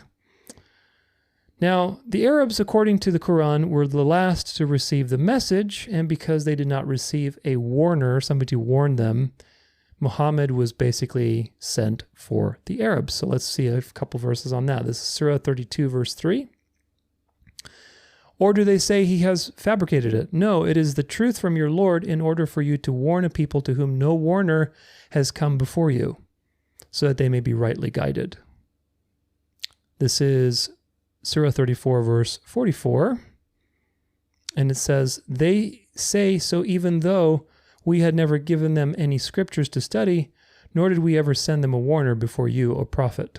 So there was no warner given to the Arabs, unlike other peoples, up until Muhammad. This is Surah 35, verse 24. We have surely sent you with the truth as a deliverer of good news and a warner. There is no community that has not had a warner. Every community apparently has had a warner, according to the Quran, except the Arabs. This is Surah 36, verses 2 through 6, or 3 through 6. You, O Prophet, are truly one of the messengers upon the straight path. That is a revelation from the Almighty, most merciful, so that you may warn a people whose forefathers were not warned, and so are heedless, meaning nobody warned them, so they need to be warned of the truth so that they can have a chance to repent. That is the argument. Now, very important that you understand that Allah sends only messengers who can speak the language of that people, apparently. So let's see. This is Surah 14, verse 4. We have not sent a messenger except in the language of his people to clarify the message for them. Then Allah leaves whoever he wills to stray and guides whoever he wills. And he is the Almighty, all-wise. You see, even the Quran teaches you about predestination, which is kind of interesting. But anyway, he sends a messenger in the language of the people to clarify the message. That's a very important point. And of course, Allah revealed the Quran in Arabic for Arabs. Let's see. This is Surah 26, 192 through 195. This is certainly a revelation from the Lord of all worlds, which the trustworthy spirit Gabriel brought down into your heart, O Prophet, so that you may be one of the warners in a clear Arabic tongue. So not just one of the warners, but with a purpose for a particular people. Surah 42, verse 7. This says, "And so we have revealed to you a Quran in Arabic so that you may warn the mother of cities and everyone around it and warn of the day of gathering, about which there is no doubt, when a group will be in paradise and another in the blaze." So again, warning a particular group of people. This is Surah 43, I believe, yes, verse 3. "Certainly we have made it a Quran in Arabic, so perhaps you will understand." Surah 44, verses 58. "Indeed, we have made this Quran easy in your own language, O Prophet, so perhaps they will be mindful." So they made the language Arabic so that the Arabs could repent and be mindful. Now, according to Allah, foreign language is useless as revelation and should be only in the language of the people. This is Surah 41, verse 44. It says, "Had we revealed it as a non-Arabic Quran, they would have certainly argued, quote, if only its verses were made clear in our language. What? A non-Arabic revelation for an Arab audience? Say, O Prophet, it is a guide and a healing to the believers. As for those who disbelieve, there is deafness in their ears and blindness into their hearts. It is as if they are being called from a faraway place." So, what's the point? The point was that Allah made this revelation in Arabic so that the Arabs would have no excuse and say, well, it's not in our language, we just don't really understand. So he made it in Arabic so that the Arabs would understand, or rather be deceived. But either way, Surah 6, verses 155 through 157. This is basically that the Arabs would have an excuse, again, for denying it if it wasn't in Arabic. "This is a blessed book we have revealed, so follow it and be mindful of Allah so you may be shown mercy. You pagans can no longer say scriptures were only revealed to two groups before us and we were unaware of these teachings." I think that's it. So again, the point is what? The point is that people were revealed Arabic. Actually, there is one more verse. "Nor can you say, if only the scriptures had been revealed to us, we would have been better guided than they." Again, see, notice the us versus them thing, which again, the desire for their own prophet, their own leader, for their own pope kind of figure, for their own thing, was all because of the mystery Babylon and its effects in the Middle East. "Now there has come to you from your Lord a clear proof, a guide and a mercy. Who then does more wrong than those who deny Allah's revelations and turn away from them? We will reward those who turn away from our revelations with a dreadful punishment for turning away." So Allah made it in Arabic so that there is no excuse for the Arabs to say, well, the Jews and the Christians, we couldn't really read what they're saying, so we didn't believe. So, conclusion. Allah revealed the Quran so they couldn't complain that they didn't have an inspired book. They could be just like the Muslims, or just like the Jews and the Christians. Important. Allah did not reveal the Quran in Arabic because the scriptures were corrupted. Do you get the point? Because this is another common Muslim argument. Oh, the scriptures were corrupted. So Allah revealed it in the pure Arabic tongue so that it's, unadulterated information. Well, no, because we looked earlier that the Quran affirms the Torah and the Gospels as authoritative. And if you're a people of the book, i.e. the Jews, or a people of the Gospel, i.e. Christians, you should go by those books. The Quran was just for the Arabs, so that they could have their own inspired book in their own language and have no excuse. So very important that you understand that. The Arabs needed revelation in Arabic because they couldn't trust the Jews and the Christians. The Muslims and Arabs are responsible only for their own texts, and they're not responsible for the gospel or the Torah, and we, as Christians, are not responsible for the Quran. You see the importance? There is no message of Islam in English or any other language other than Arabic, because Islam was revealed in Arabic through Muhammad in the Quran. Meaning that Quran doesn't apply to me or you or anybody who is not Arabic. It is only for people that were Arabs. It does not need to be obeyed by non-Arabs because it's not for them. We have already authoritative revelations because we were part of groups that received warners, and we have authoritative books. So go by the gospel. Well, again, what does the gospel tell you? If you judge by the gospel, it tells you that Muhammad's a false prophet and that the Quran is a false book. So again, therefore, Islam refutes itself yet again. So, final thoughts on all of this. Let's wrap it up. My friends, history is soon coming to an end, and the end of that trajectory is Catholic. All that's going to matter is one thing, and that is whether you believe in Jesus Christ. And you know the truth so that you do not take the mark of the beast. This pagan mystery religion, Mystery Babylon, that has been around since the beginning of time, since the fall of man with the forbidden fruit and all of the attitudes that came from that. The immortality of the soul, self-governance, you can't trust God's word.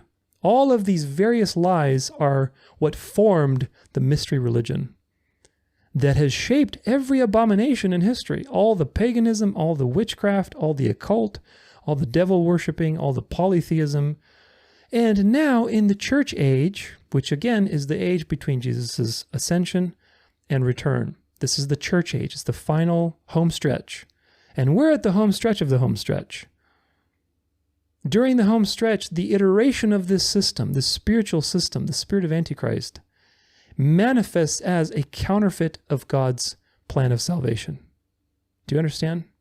It manifests as a counterfeit church, and the Bible reveals to you who that entity is. It's the Catholic Church. The future is Catholic.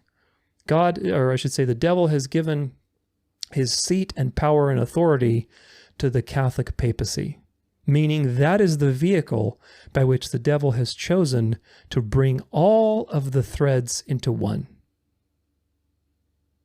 Islam and Catholicism were authored by the spirit of Antichrist. That is absolutely evident. Again, Muslims do not have the Bible, so they don't have the lens to see these things correctly. They see these things as two separate things. But again, if you look at them side by side, which we did, it's very clear that they are authored by the same Antichrist spirit. Muhammad received a vision from an angel, and the Bible warns you about that. Just like Joseph Smith, just like all these people, Ignatius of Loyola, all these people who are Antichrist and developed Antichrist systems had similar experiences because they were being guided by the spirit of Antichrist, by Mystery Babylon, as it shapes. And remember, Mystery Babylon is an invisible thing, folks. It's coming to the light. It's going to be, the system of the ages is going to come into manifestation. It's going to manifest. And the way that the devil has chosen that is through the Catholic Church. Islam and the Catholic Church are authored by the same system. That is baseline. On another level, you can also say that Islam is a daughter of the Catholic Church, which is something, again, that up until today, I didn't even realize that. But it's so true. Islam is a daughter of the Catholic Church. I used to think that just denominations were daughters of the Catholic Church, but I didn't realize that Islam is actually a daughter of the Catholic Church. Historically, that's accurate, because all of the people who believed what they believed in the early church were subordinationists. They were antichrist in that sense. You were rejecting the deity of Christ. And a lot of these people were surrounding Muhammad. They rebelled against one authority, and they wanted their own authority. They wanted their own prophet. They wanted their own pope. They wanted their own church, basically, do things their own way. And they created it. And if it wasn't for the Catholic Church's influence, none of this stuff would have happened. Of course, the Islam was also raised up in judgment against the Catholic Church, so there's a lot of crossover there, folks.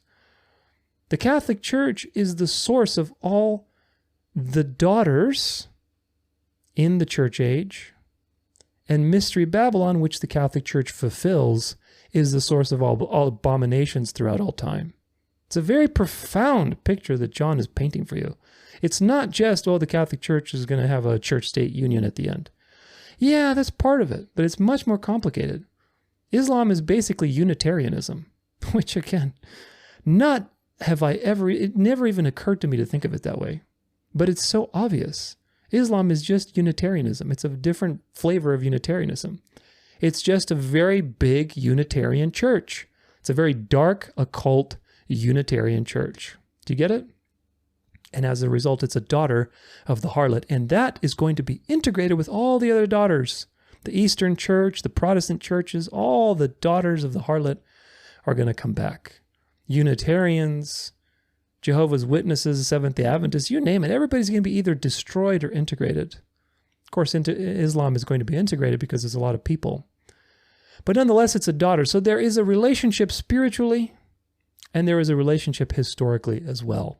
How much of that can you push towards the conspiracy of an active involvement by the papacy trying to stir something up? That's questionable. Of course, I tend to believe there might be some influence, but it doesn't matter. You see, it doesn't really matter. Again, it doesn't matter because there is a connection spiritually. The Bible is right in both accounts that Mystery Babylon is the mother of abominations and that she's the mother of harlots because Islam is a harlot. It acknowledges Jesus in a way, but it acknowledges him as some prophet.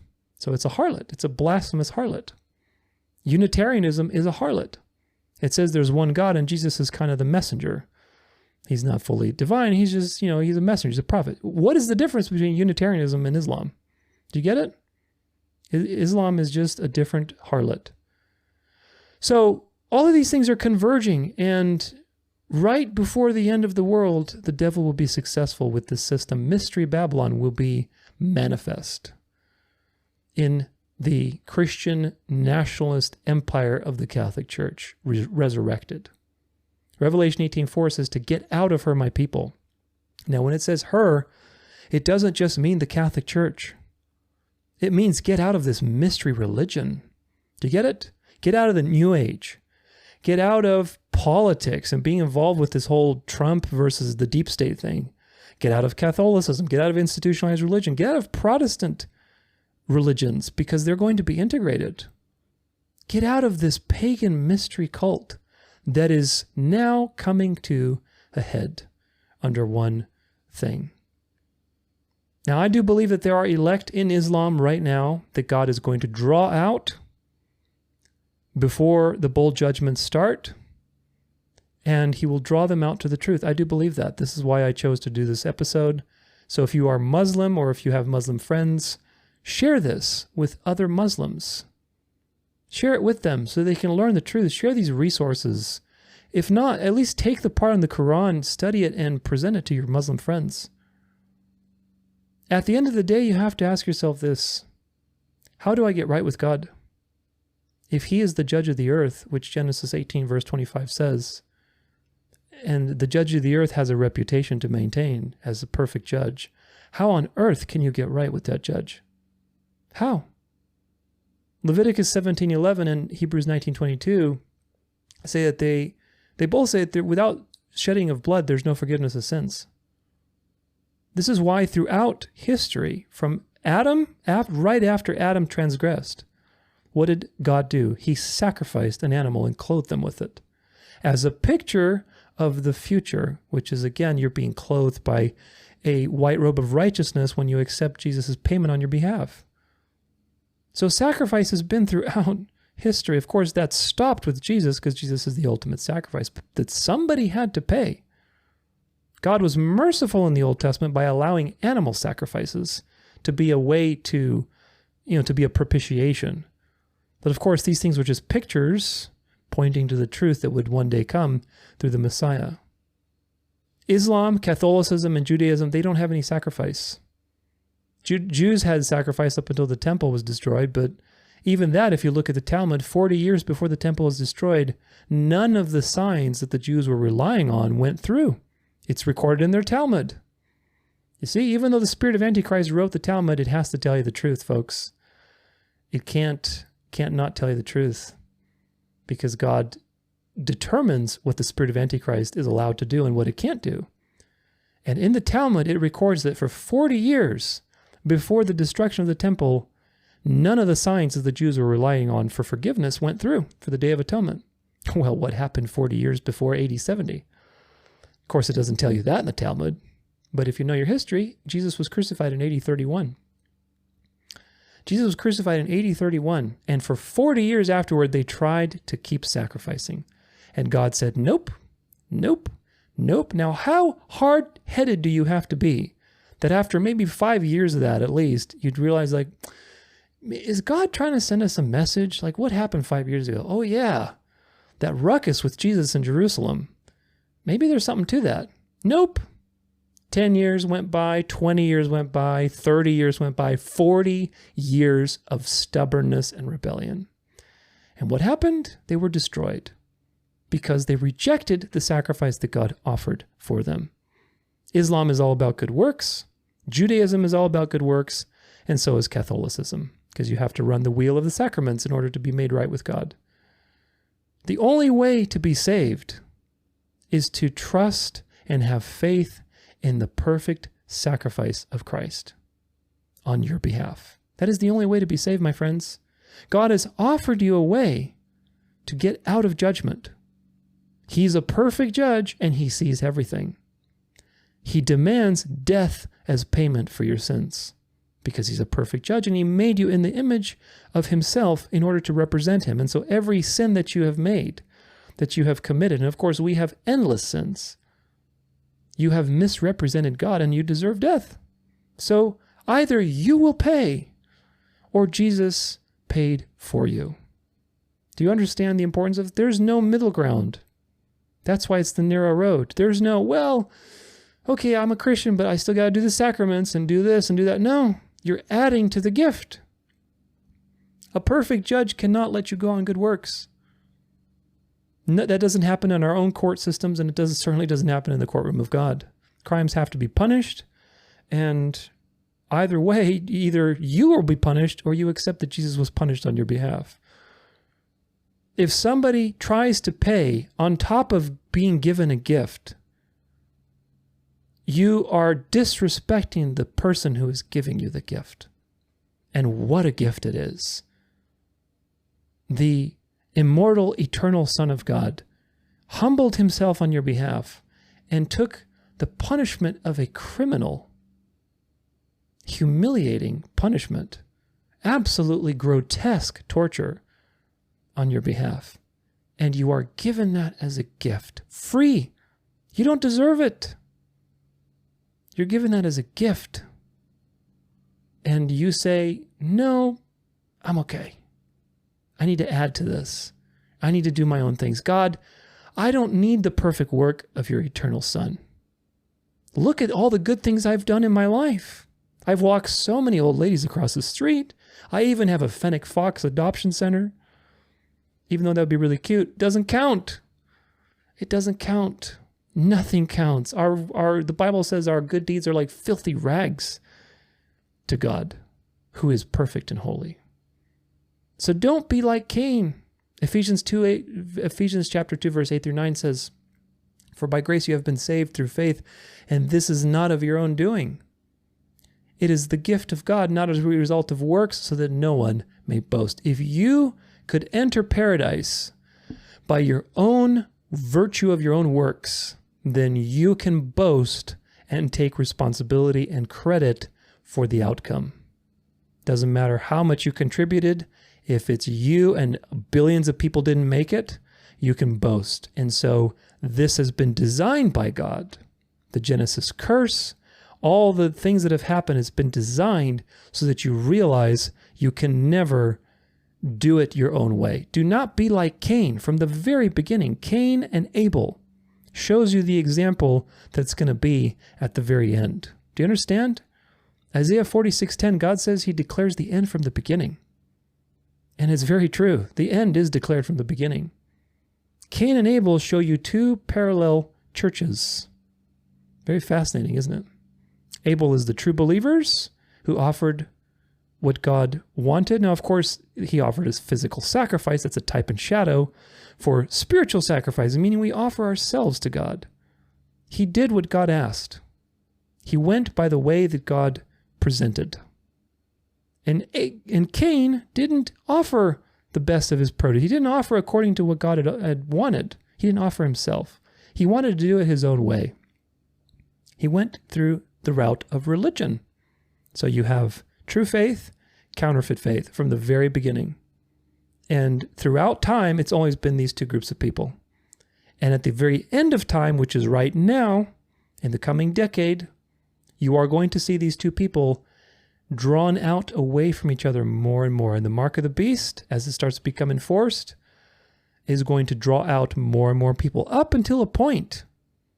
Because some people have to be left alive, and at some point, that people, the number of that people will be sealed, and God will rain down judgment.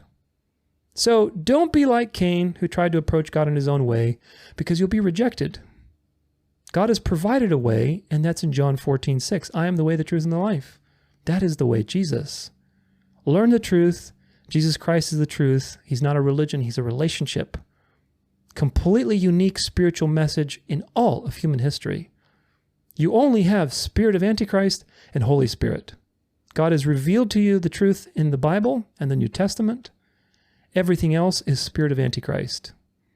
And when it says in Revelation 18:4, get out of her, my people, you need to get out of this spirit of Antichrist, which is going to manifest physically in a worldwide institution very soon.